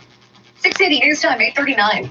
When your bank account does more, your money does more, so you can live more too. Switch to the Scotiabank Ultimate Package and get your own circle. I mean, there's a way to do it. Exactly. Think out of the box. You don't have to just open it up so you've got this huge party going. And all you're doing is you're allowing, if you're going to allow people in the park, in their little circles, why can't they have a drink at the same time? It doesn't make sense. It makes no sense. And this is why, Kelly, you get people just going rogue and doing their own thing, because people right now are desperate for something, just anything. And let's point out the guy who was leading the charge to, for prohibition in Toronto parks this summer. It was Joe Cressy. And what part of the city does he represent? He represents condo land, represents the park, right around the corner from where he used to live, Bellwoods Park, Trinity Bellwoods. That's where people who live in apartments and condos in the place along Queen Street, in those small areas in Cottage Town, that's where they go. And now they're going to be trapped inside this summer. So if you're listening and you live in condo land, that's who you need to call. Don't call the Premier on this one, even though you think it's always the Premier's fault. Call Joe Cressy. If I had his number available, I'd give it to you right now. Can I ask a question? Can I ask one question? Are you allowed to go to the park and smoke a joint? Are you allowed to do that? Or is it just drink? It's just alcohol. And of all people, Josh Matlow was behind this, and I disagree with him on pretty much, everything, literally everything, but he was right on this one to give people some freedom. Meanwhile, Aaron O'Toole, I think he was inebriated at the time that he made these comments. I don't know why he would even think about this, but he's musing over this idea of mandatory voting in Canada, and he was, he's looking at nations like Australia that have instituted mandatory voting with the risk of a fine. Frankly, Kelly, I don't want to mandate anybody voting, because if you mandate people to vote, you're telling people, a lot of people don't pay attention. I don't want those people having a say, because then you end up with Bodie McVoteface. I mean, again, where is Aaron O'Toole a conservative? Well, believe it or not, a great number of people within the Conservative Party watch Australia with a great lot of interest, and mandatory voting has been something I've heard mused about several times. And quite honestly, it's one of these things that I think there needs to be more encouragement to vote, and that means better candidates who are speaking to the needs of the constituents, rather than finding people who don't vote. And I would suggest to Mr. O'Toole that work on your policies and make sure that they're reflective of what the voters are looking for, rather than punishing people who don't want to vote. I know that's... La peur, c'est vraiment bon en général. Parents have posted a sign at their counter that reads, "Hungry, no money, no problem. People with no money are welcome to have a free meal, no questions asked." It's just our way of giving back. We thought, the community helped us through COVID, so we thought we'd do our part to give back. Our part, we're a restaurant, so what we could do is give out free meals, right? And we noticed there was a need for it. The Veronities began offering the program in December. Since then, they say they've served up over 1,000 free meals for those in need. This is 680 News. The question isn't, do you want a new bathroom? The question is, how old is your bathroom? You do maintenance on the rest of your home. Why not your bathroom? Every 10 years, your bathroom needs maintenance. If your bathroom is 10 years or older, you run 3 huge risks: water damage, airborne mold, and tens of thousands of dollars in water damage repairs to the lower levels of your home. And when you do nothing about it, your home and your health only gets worse, and repair costs get higher. So do something now. If your bathroom is over 10 years old, call AGM Renovations now for a free water damage and mold assessment. AGM are Canada's highest-rated renovators, and if you act fast, they could save you thousands of dollars in unnecessary repairs. Protect your home and your health. Don't wait. For your free assessment, go to agmrenovations.com. agmrenovations.com. Toronto's news. This is 680 News. It is overcast, 10 degrees in downtown Toronto. Good evening. I'm Caitlin Lee. I'm Scott Burnett. Here are the top stories right now. Expensive mail delays. A COVID-19 outbreak at a Canada Post facility in Mississauga has led to a partial closure under Section 22 orders by Peel Public Health. 12 employees tested positive in the last week.